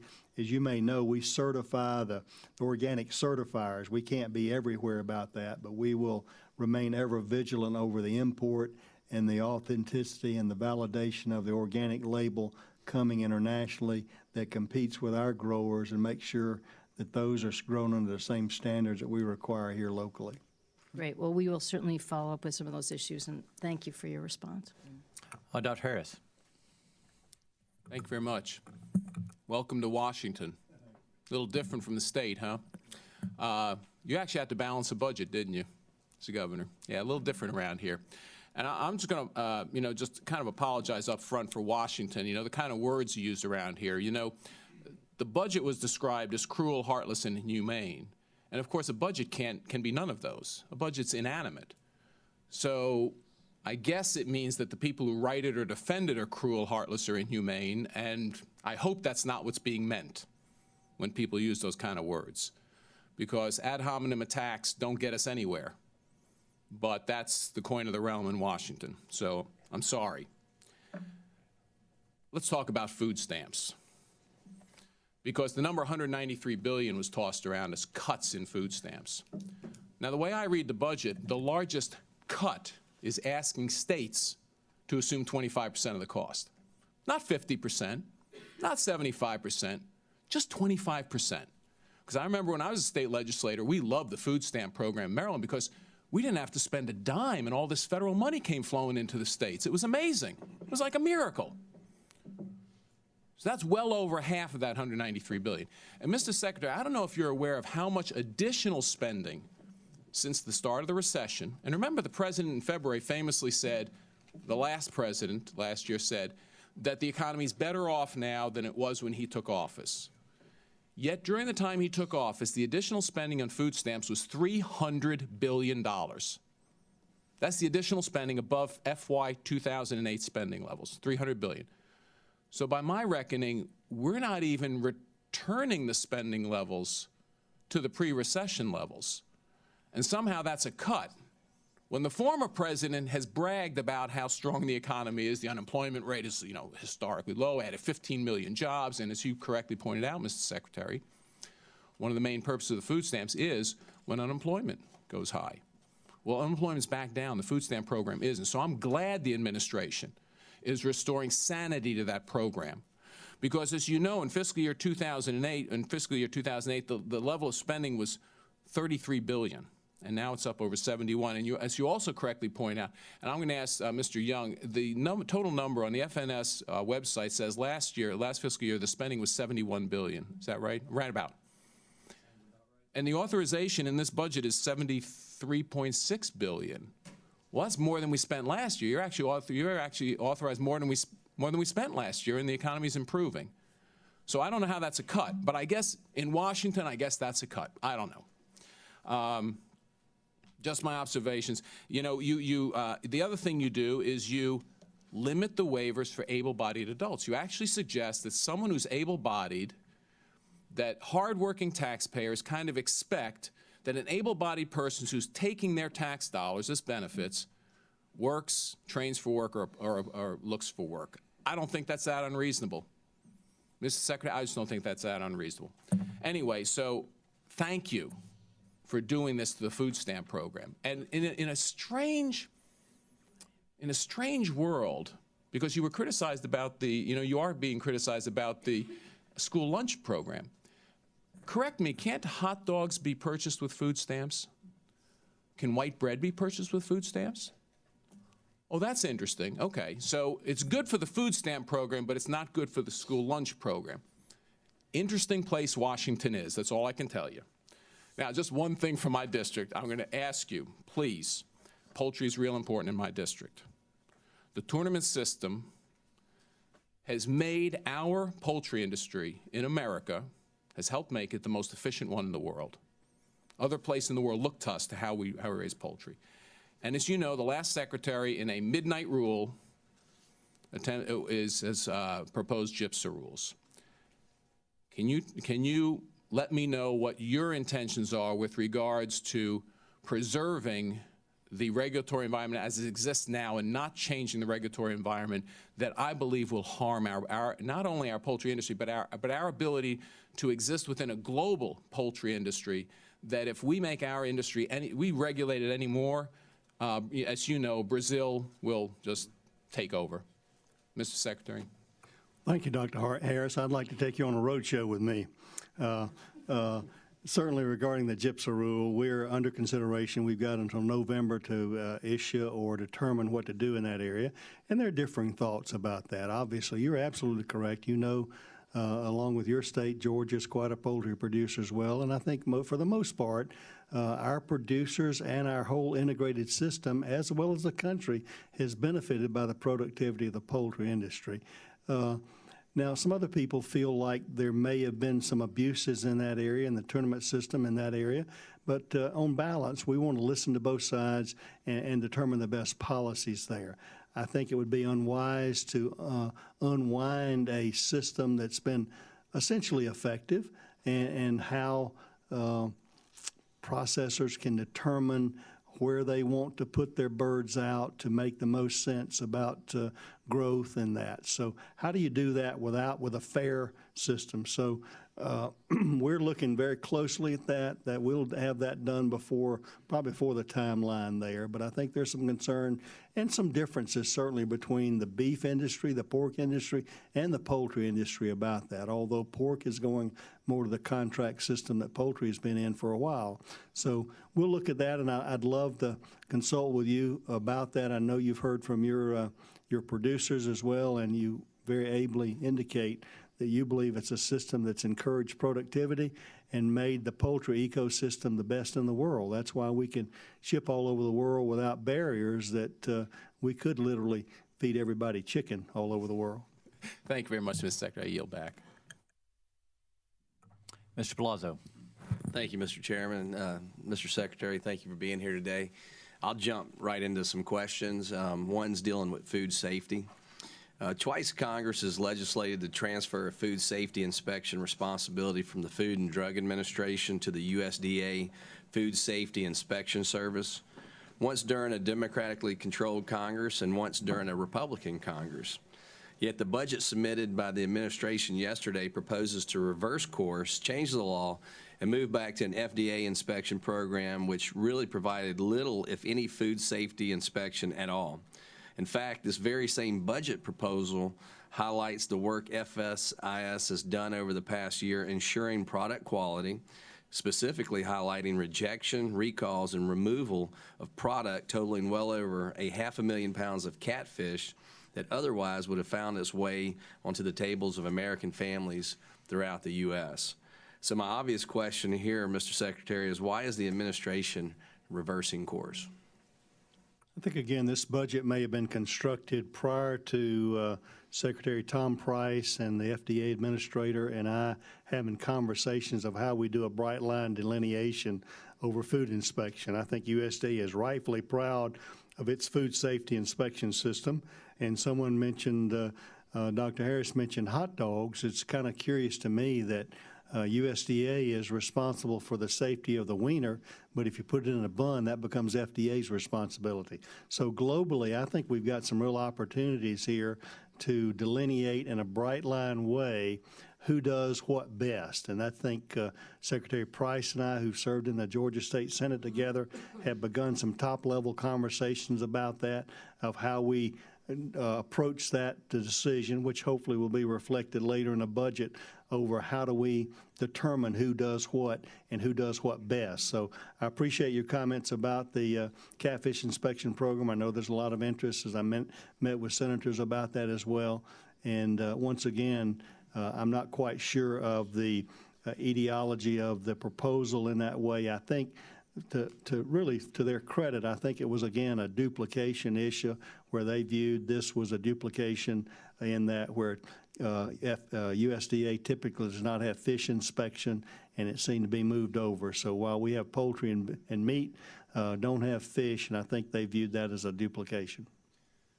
Yeah, I've heard that as well, and one of the reasons why we took it away from FDA because they were failing to provide food safety inspections if they were inspecting the product at all. And it's our job, and I think there's several people in agreement on this committee that, you know, if there's going to be things that are going to be imported from abroad into American markets, we need to make sure it's safe for consumption.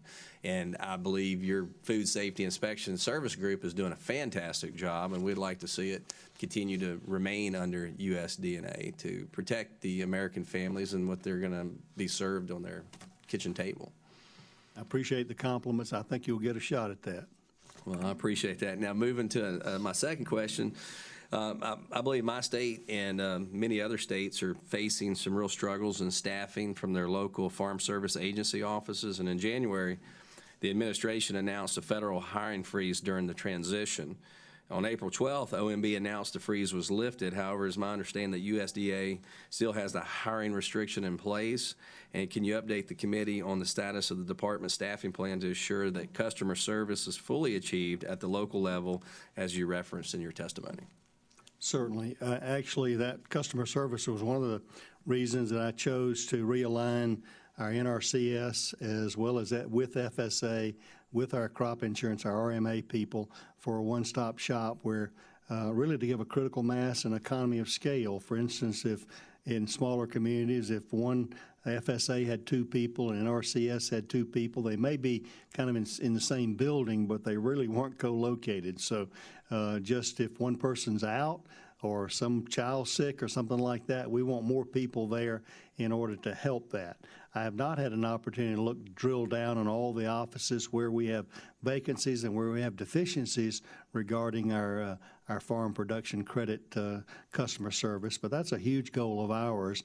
The other huge goal is to get our databases to communicate. You may know from your customers and your constituents that our NRCS database and our FSA database don't really talk together well.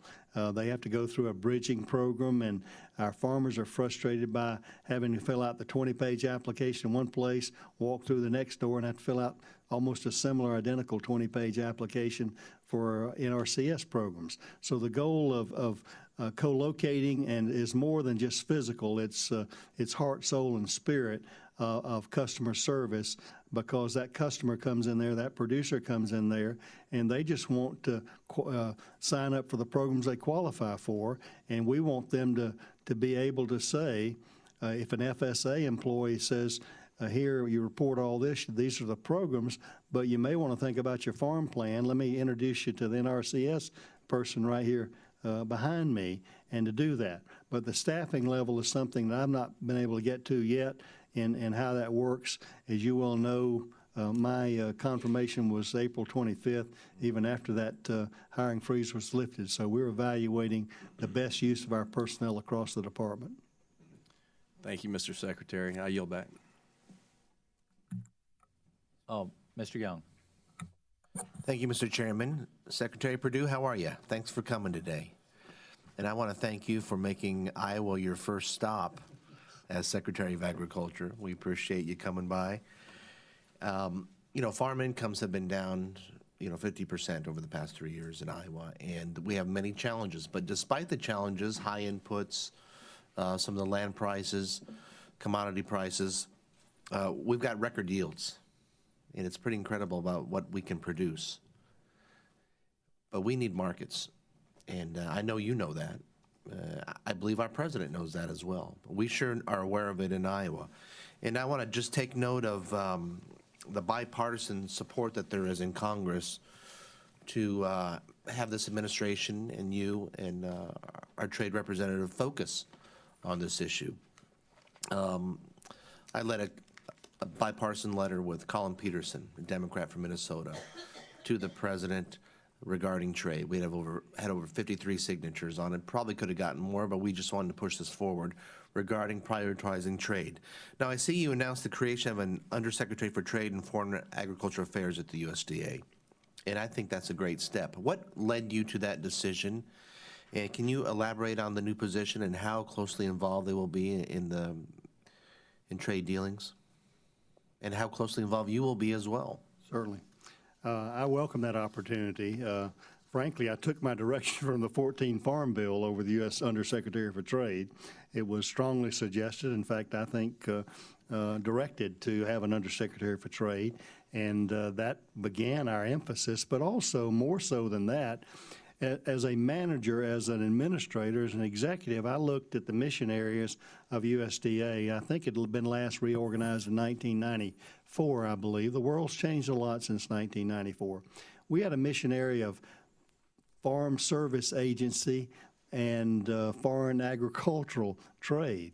Those are one domestic and one international. I didn't believe one person could sufficiently manage both of those areas in that way. So with the reliability, as we've said before today, our farmers need a safety net of program, but what they really need is trade and better prices. That's what all of them would like. They'd much rather have good trade, good exports opportunities, and better prices, which we believe, obviously we know that would lead to that. So that was the reason, the Farm Bill, and then the reason I want somebody that gets up every day when that alarm goes off. Where can I sell U.S. products? Where can I go? Whose doorstep do I need to be on? Whose door do I need to be knocking on? What relationships can I build to promote U.S. products? This person's going to be closely aligned with our U.S. Trade Representative, Mr. Lighthouser. We met yesterday for lunch and talked about the cooperation and the collaboration between USDA and the Trade Representative, as well as Secretary Wilbur Ross of Commerce, who's been already actively engaged in ag issues. And I think the triumvirate there will be very successful, as I have someone dedicated on a daily basis that's their job. Additionally, as we've talked about customer service on our customer-facing responsibilities, I want somebody every day who can say, how can we make a better customer response level in our FSA offices, and our NRCS offices, and our crop insurance offices. So that was the thinking of the realignment of those two agencies. But trade is important. Obviously, you know the news about beef. We hope to be sending beef to China, but it's also... Take advantage of that relationship with the new ambassador to China. Your governor there, new Ambassador Branstad, and his relationship built over years there. We hope to get not only beef, but corn and beans and the biotech factors in there as well. So it's a continual thing. It's important. I appreciate your philosophy behind the restructuring of rural development. To me, it's clear your intent is to strengthen it. You've talked about access, timeliness, responsiveness. You need to sell that, though, and I will echo what you've said here to the farm and producer community, but you need to sell that as well to the folks out there. Thank you, Mr. Chairman. Mr. Rooney. Thank you, Mr. Chairman. Mr. Secretary, welcome to the committee, and it's an honor to get to meet you. I haven't met you formally yet, but I also look forward to inviting you to our district. I represent Florida's 17th district, which is kind of Florida's heartland, and represents the largest citrus producing district, I think, in the country. We also have a lot of beef cattle, blueberries, sugarcane, and the like, but by and large, our district is where we get our orange juice from, and that's where I want to sort of talk to you about today, if you don't mind. I had a very good working relationship with Secretary Vilsack over the years, and I bring this up on this committee probably every year because I can't stress enough the kind of critical juncture that we're at in the citrus industry, especially when it comes to USDA programs that are incredibly important to my growers. Your budget request notes the progress that the HLB MAC program has achieved to date. However, with growers and commercial firms adopting 36% of the tools developed through the program's projects through the end of fiscal year 16, your budget zeroes out the MAC program and eliminates the provision of our bill that provides the program with the $5.5 million in FY17. My growers, as well as those in Texas and California, depend on this program in order to deploy new treatments and methods to keep their trees healthy until a permanent solution is found through the Specialty Crop Research Initiative within USDA's National Institute for Food and Agriculture, NIFA, which focuses more on the long-term solutions we need.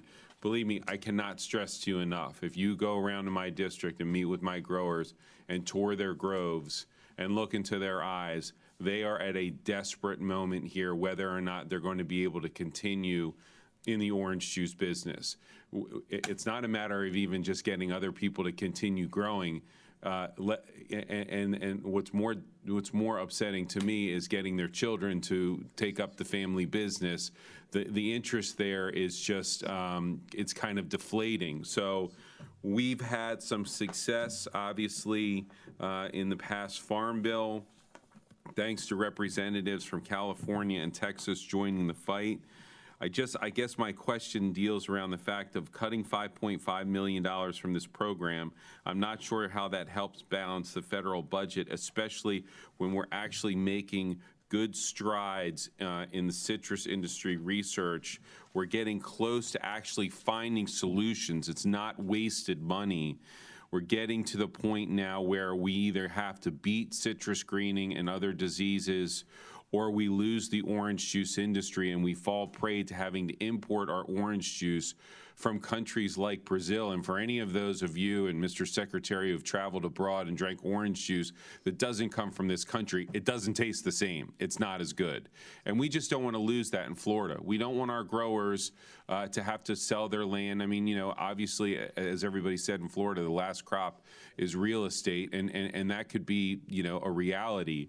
But what we really want is for you to explain to, I would like you to explain to our growers that if I pledge to work to get this program reauthorized in the 2018 Farm Bill, will you work with me to learn about what my growers are going through, possibly come down to South Central Florida, to Florida's heartland, tour these groves and meet these growers and see how important this program is to the future of our state and my district and of the orange juice industry in the state of Florida?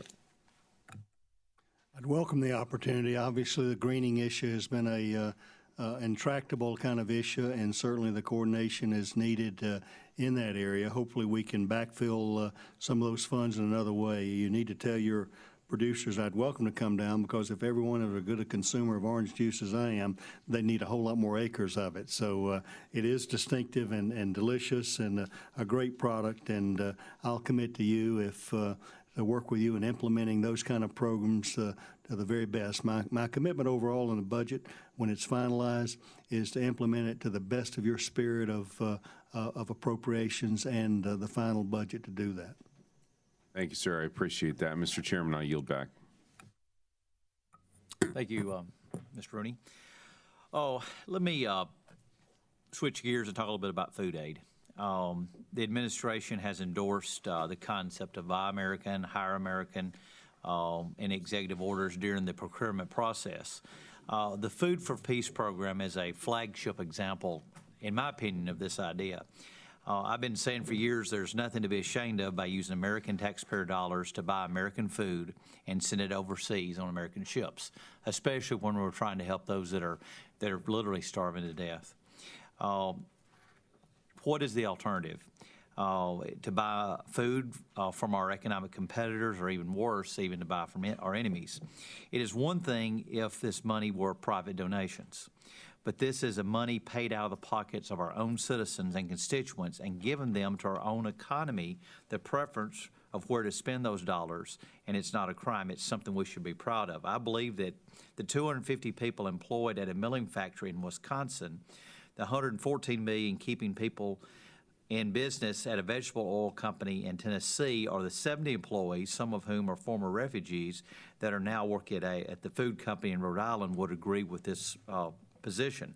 However, the budget proposal runs entirely counter to the idea of Buy America and Hire America, and by proposing to move Food for Peace program funding, which requires buying and hiring of American goods and people, to the International Disaster Account. This transfer would convert this program to an all-cash program.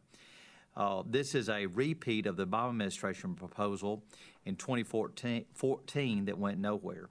I think there's a lot of us that are disappointed, and we would like to see more this administration support the nation's farmers, ranchers, and maritime community, while also lending a hand to those that are truly needy, that are, like I said, literally starving to death. Can you tell me sort of what the reasoning behind this proposal is, and why a 60-year tradition of involving the American farmer and feeding those overseas is, being abandoned?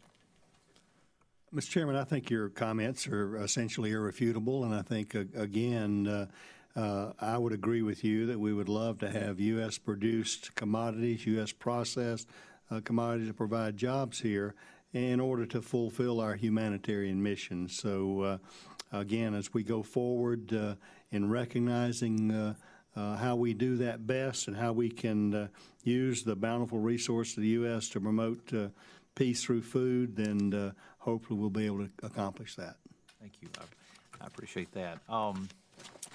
Let me just say I appreciate your comments. I know you've gotten a lot of conversation. There's been a lot of discussion about USDA reorganization, rural development, and I think you have been able to discuss that in very clear terms that that rural development is a priority for you, and that it's a priority for for the USDA, and hopefully we'll be in a place that we'll get some high priority. I think you've heard from this panel today that rural development really impacts every part of the United States and every state in some form or fashion.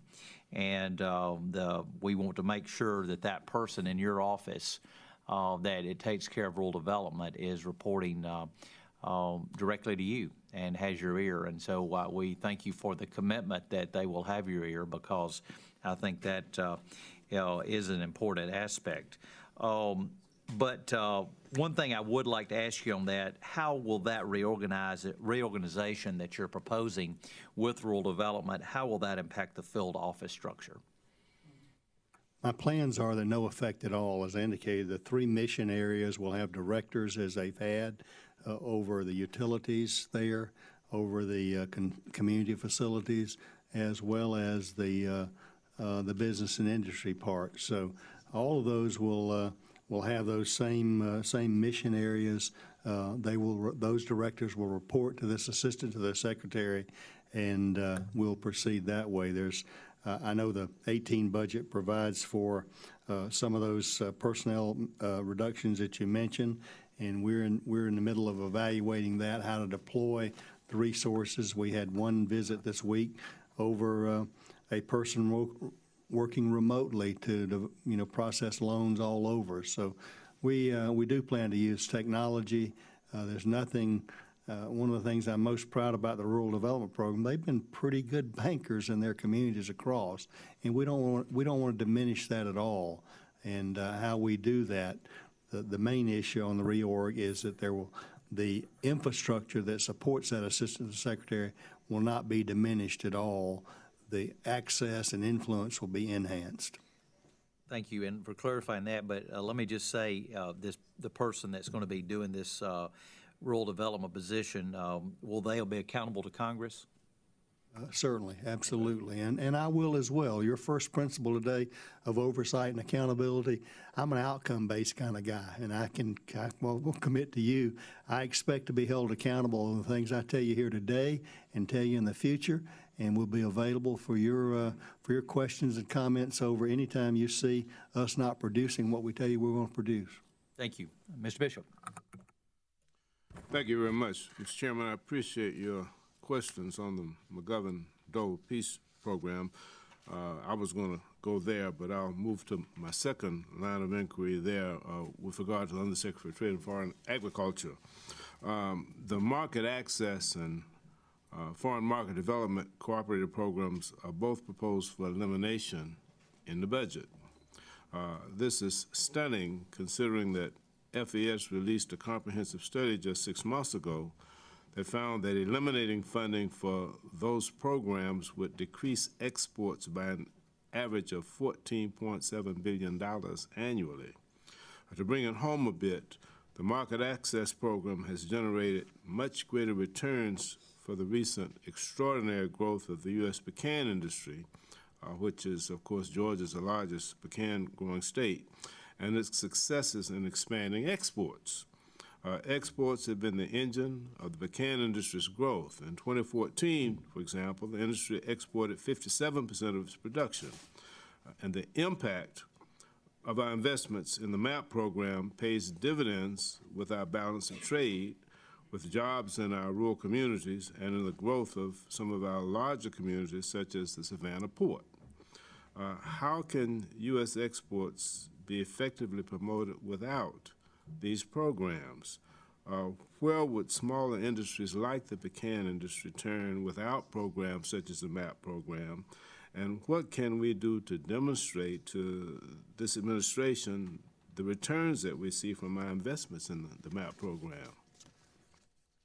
Thank you, Congressman. You know that the MAP program is a participatory program, and I'm hoping that the Undersecretary for Trade can work with the various commodity groups, obviously our beloved pecans, as well as other fruits and vegetables of export to continue to enhance. I want to commit to you that on this administration, I want to be held accountable for this. You're not going to see exports decrease. We're going to sell it. Our producers have demonstrated they can grow it. We're going to sell it. There obviously you have some legitimate concerns over cutting programs, and anytime you are participating with someone, then their return estimates there. I once told our tourism industry, who told me that they had a $7 for every dollar we invested. I said, well, why don't we invest everything in tourism, and we'll have plenty of money to do everything else with. So sometimes we get some multiples out here that are sometimes a little hyperbole. But I want to assure you today that from a sell-it perspective, this administration, my administration of USDA, is going to be all over our programs where we have to find the dollars over helping our commodity groups sell their products, promote their products worldwide. We're going to do that. Thank you, Mr. Secretary. USDA's FY17 budget reflected the shift in public thinking and support for the normalization of relations with Cuba and fully reestablishing Cuba as a market for U.S. food and agriculture exports. Normalization of trade relations between the U.S. and Cuba will provide American farm and business communities with new market access opportunities. It will drive enhanced growth in both countries and allow U.S. farmers, ranchers, and food companies to efficiently address the Cuban citizens' food security needs. Having visited Cuba, I know there's a tremendous opportunity for not only our agriculture community, but wide-ranging opportunities of a cooperative and a mutually beneficial trade relationship. Will continuing and expanding this ag trade relationship with Cuba be on the docket for the Trade and Foreign Agriculture Undersecretary? Given the shaky ground that we're on as relates to our trade agreements, how empowered will the Undersecretary be to assist in enforcing our trade agreements? As I understand the principal issue, while I acknowledge that Cuba would be a fertile market for U.S. products just because of proximity, as I understand it, that's mostly a financial and financial transaction issue, of which you all would have to adjudicate. And you know, when we are in U.S. agriculture are allowed, and it's appropriate as you all determine to sell to any country, we're going to fulfill that motto of do right and feed everyone. So, Mr. Secretary, I understand that, but you could be very helpful, and the department could be very helpful, and our commodity groups could be very helpful if the administration understood that fact, and if they influenced the rest of our appropriators in our Congress who control those financial transactions to change that law. And I guess I was asking that question rhetorically to see if you would be an advocate for changing those policies so that we could expand those market opportunities. if I could answer you rhetorically, absolutely. Mr. Yoder. Thank you, Mr. Chairman. Mr. Secretary, again, thank you for your testimony today. My colleague, Mr. Rooney, highlighted the value and importance of citrus in his district and beef cattle, and I think we'd also invite you to come out to Kansas. We're the #1 wheat producer in the country, significant producer of sorghum, obviously corn and soybeans, but beef cattle is also an important issue for my state, and I'm the co-chair of the Beef Caucus, and I wanted to talk to you a little bit about research as it relates to beef cattle and some concerns we have, and I also wanted to mention some challenges we're having with the wheat harvest this year related to virus, particularly the wheat streak mosaic virus. We've had an extreme outbreak. In some areas, 70% of the fields are being wiped out, and so we think the wheat crop could be half of what it was last year. And so I want to just highlight concerns we have and make sure that you're aware of farmers in Kansas and concerns related to their wheat harvest. And then I want to specifically ask you about research. And I appreciate your comments last week before the House Agriculture Committee in your support of the robust foot and mouth disease vaccine bank. As noted in the FY18 budget justification, the Journal of Veterinary Diagnostics Investigations estimates that economic losses from a foot and mouth disease outbreak here in the United States would climb to $2.3 billion if it were detected at day 7, $69 billion if the outbreak were not detected until day 22. So this is obviously a loss of food source, but it's a loss of economic opportunity for a lot of Americans. And while I appreciate that the FY18 budget justification provides the Secretary with additional authority to transfer funding in the event of an outbreak, it's also critically important the USDA take a proactive approach when dealing with the most damaging of animal diseases, including foot and mouth disease. The administration is proposing slight decreases in both the cattle health and national veterinarian stockpile accounts within the Animal and Plant Health Inspection Service.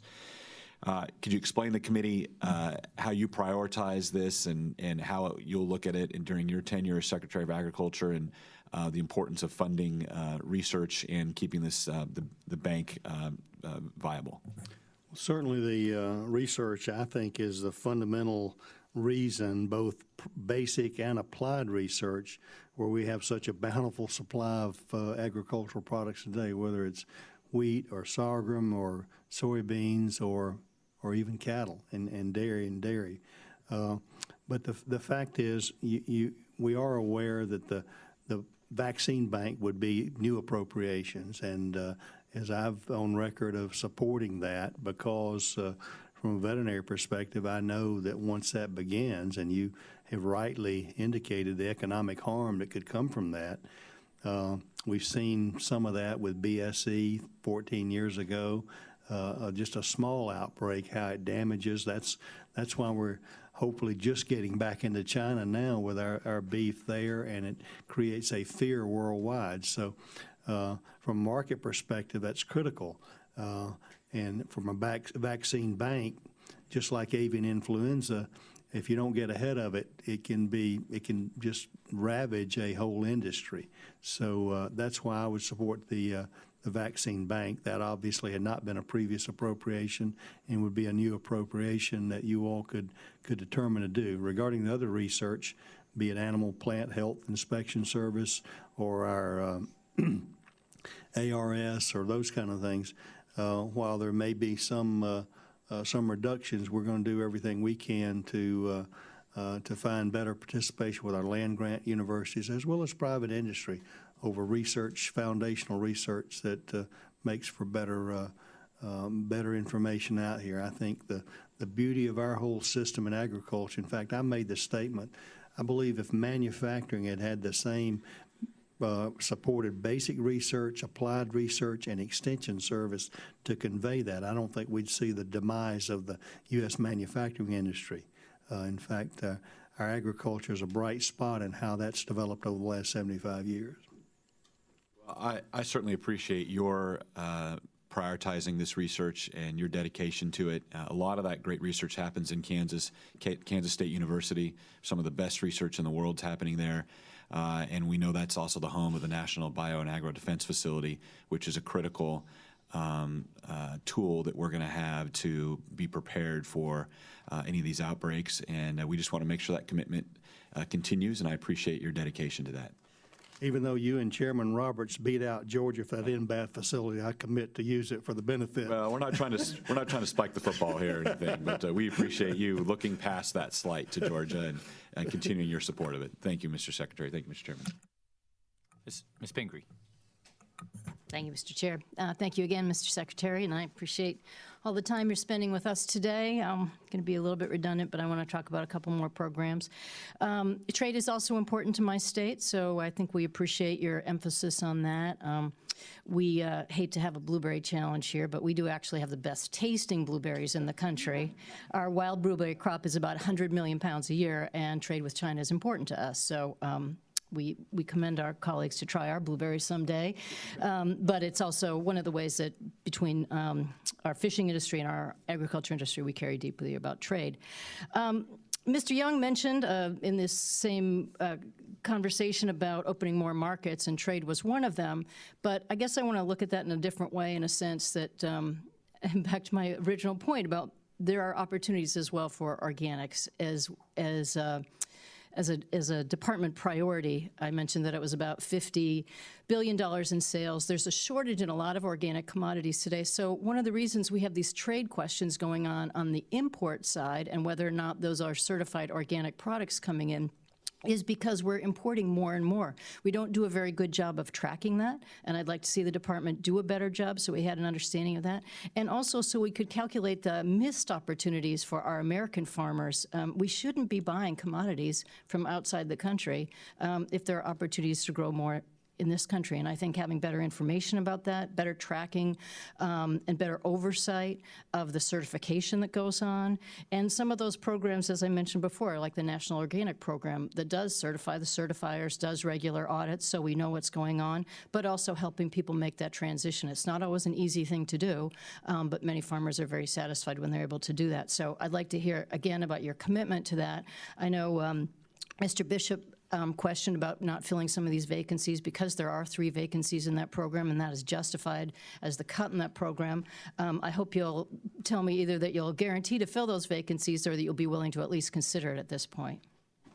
Well, let me take your latter. I'll absolutely consider it. Okay. I don't know that I can guarantee at this point, but I hear you loud and clear. We know the market's been growing. Ultimately, American capitalism, American entrepreneurship is pretty good at reading the customer demands and wishes, and they walk through the grocery stores, these producers do. Imports are coming in primarily because we really haven't been able to fill that demand that way. But it absolutely is USDA's responsibility to make sure that the cheaters, whether internationally or domestic, are held accountable to make sure those certifications are authentic, or they validated, and they play by the rules. That's the customer deserves that, and that's the role that USDA plays in many areas, is to be the arbiter between the rules and regulations that we establish so that customer can have confidence in that. And we take that very seriously, and we will certainly double down on the international organic inspections and make sure that we're convinced that they're playing by the same rules that our producers have to play by. And I appreciate that. That's particularly important to many of the hardworking farmers in my state who work very hard to meet those certification standards. I don't think I mentioned before, but I am a certified organic farmer and have been for many years, so I know those are strict standards, and I know they're difficult to meet. And I also want to say I agree, it is the USDA's responsibility to keep that brand pure and honest, but it's also the USDA responsibility to make sure our American farmers don't miss opportunities and that we're not importing more food into this country than we're producing. So when you talk about your priorities, I don't want you to have to overlook that there are opportunities here for our American farmers. Another one I want to just talk about quickly, because we'll run out of time again. It's a small program, but in so many of these cuts at the department, I don't understand the justification. And just to mention one, value-added producer grants. They've been so beneficial to small farmers in our state. I'll give you an example, just a couple of things. Research for hop farms and helping hop farms to get established in our state. We have 95 breweries now because the craft brewing industry is growing. $400 million industry to our state. Very helpful grant. Artisan creameries, helping some of our dairy farmers get value-added products. Value-added potatoes, huge crop in our state.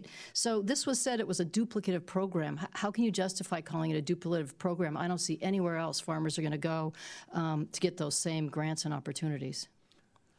I'm not directly familiar with the ones that you've mentioned, but I'll certainly look at those and get back to you on that. I think, again, rural development possibly can be a part in that of helping some of the good ideas in agricultural production go forward. So I'll have to specifically, if you'll submit those for the record, we'll get those the responses to you.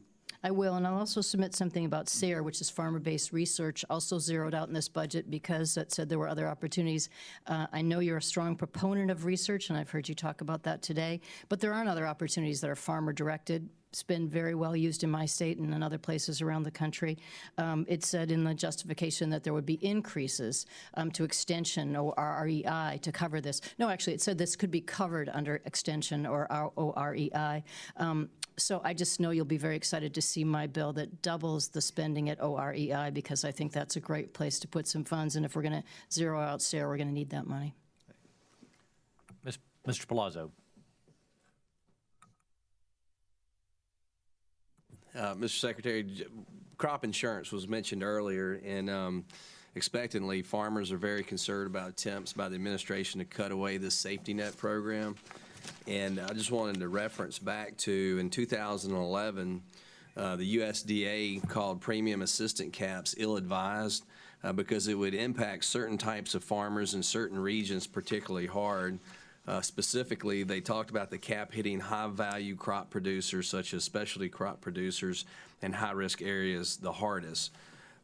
I was just wondering, would the burden today still fall heavier on these groups, or has something changed since 2011? I don't know that I can answer specifically. Obviously, things have changed, I think, regarding where crop prices were in 2011 versus where they are today. But vis-a-vis crop limits, crop insurance limits on that, I'm not sure there's been a fundamental change because we have some high-cost crops. And I think in looking at the Farm Bill for 18, I think that probably needs to be taken into consideration over the if any limits are imposed over what that upfront risk management or what the risk of high production crops are. I talked with a strawberry producer from California, and I was amazed that they do a very good job, but he was talking about a $25,000 an acre investment in strawberry production. So I think, you know, the goal, obviously, in any kind of risk management is have flexibility without incentivizing people to do uneconomic things that they wouldn't do if it were not there. Thank you on that. And lastly, last year I brought up to Secretary Vilsack the possibility of the addition of cottonseed to become an oilseed. And cotton, as you know, is very important to my state and many other states and a lot of farmers. And they suffered through 3 years of market returns well below cost of production, and the minimal amounts of government support provided to cotton producers during this time has not come close to closing the gap between cost and returns. It is vital that we get a new cotton policy implemented in advance of the Farm Bill debate to put cotton on par with other crops that have access to full price and revenue protection policies. So going forward, I would ask you, and I hope the administration will recognize the circumstances here and commit to utilizing every option available to you and work with Congress and the industry to advance a program for cotton producers. Well, as you may know, being from Georgia, I've got many friends who are cotton producers and many former customers who are cotton producers as well, although we did not handle cotton. But the problem in the way the omnibus bill wound up in 17, which I was kind of pulling for a better solution, it limited my options significantly. While we've changed administrations, I know Secretary Vilsack wrestled with the determination of whether oilseeds, cottonseed could be considered an oilseed or not, and determined that statutory and legally it did not. While we've changed administrations, I'm getting the same legal advice from the General Counsel now regarding that. The other issue, obviously, is from an OMB issue over the challenges over funding. So I'm in a very, I guess in Georgia we'd say that's between a hard place and a rock, rock and a hard place about that from the discretion that the Secretary has. So I'd love to work with you all in Congress for a solution. It's obvious that cotton and possibly dairy did not benefit as well from the 14 Farm Bill as maybe other crops did. And there are some legitimate issues out there that we would love the opportunity to help with. But best I can tell right now, my discretionary authority is extremely limited. Thank you, and we look forward to working with you on coming up with a solution. Thank you. Mr. Young. Thank you, Mr. Chairman. A lot of people have talked about a lot of issues, but not everybody has talked about them. But I just want to put my 2 cents in regarding the crop insurance issue and my concerns that I have, deep concerns about reductions there. Avian or foot and mouth disease, and that leads me to avian influenza and what we saw, the challenges that we have when it comes to managing disease threats. And the only benefit or silver lining to having the avian influenza a few years ago is just learning how to manage those threats. What have you learned from watching? You weren't here the last time when we had the 30 million birds, in Iowa that were put under, but what have you learned? And I've learned a lot, the importance of making sure that you are communicating with people on the ground, the producers who are experiencing this and know their flocks the best.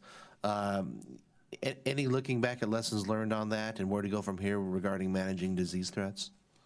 I think the answer is unequivocally yes, and I think we've got a great example. As you know, in your state and your adjacent states there, we were probably a little slow to respond over depopulation and over other issues of getting ahead of the issue, and there was a huge economic loss, particularly in egg production, there. The contrast to that, it's not so much what I've learned, but it's what our USDA and our partners within the state, as well as our producers over biosanitary issues, to realize how serious an issue avian influenza is. And the recent outbreak in South Central Tennessee, North Alabama, I think demonstrated that. While we had one flock identified with high pathogen avian influenza, they got in quickly, they depopulated quickly. The decision from USDA was done quickly over indemnification. There was no question about how it would be treated, and it was contained to really essentially one small area, one farm in that area, which probably had some wildlife, some ponds there. So our producers are understanding some of the causes of the wildlife strains getting in. They're doing better. They're also doing better biosanitary procedures regarding logistics, trucks coming in and out, people coming in and out, and that's the way. We learned a huge lesson, unfortunately, at the expense of Iowa and your surrounding states over the 2015 outbreak. But the good news is, I think we have learned. Now, does that mean it won't happen again? Not necessarily. These are fairly transitioning type of viruses with different genetic capacities, but the protocols that we used in Tennessee and North Alabama I thought demonstrated an effective and efficacy there that we had not seen in the Midwest. Thank you for that. And I want to commend you on you're opening a new comment period when it comes to the USDA's rule for organic livestock and poultry rule that the previous administration put forward. The USDA's own published analysis shows that this rule will force about 45% of current organic egg production out of that industry. And so I want to thank you for pausing that. I'd be okay if you scrapped it and started all over, but to have that new comment period I think was very helpful. And just in terms of, you know, new rules and regulations, just want to stress the importance of really engaging with the stakeholders, you know, the people, the groups that this affects, because it is their livelihood. It regards the economy, and so that transparency and that relationship with those folks on the ground who this affects is very, very important. So thank you for what you did by opening a new comment period. I have no other questions, Mr. Chairman. Thank you, Mr. Young. Well, we've been going for over 2 hours, well over 2 hours. Thank you, Mr. Secretary. Thank you also, Mr. Young and Mr. Johansson for being here. I think we've had a good hearing today. We very much appreciate your willingness to be here and congratulate you on your new position at USDA. And we look forward to working with you as we continue to work on the budget. And so at this point, the hearing is adjourned. Thank you, Mr. Chairman.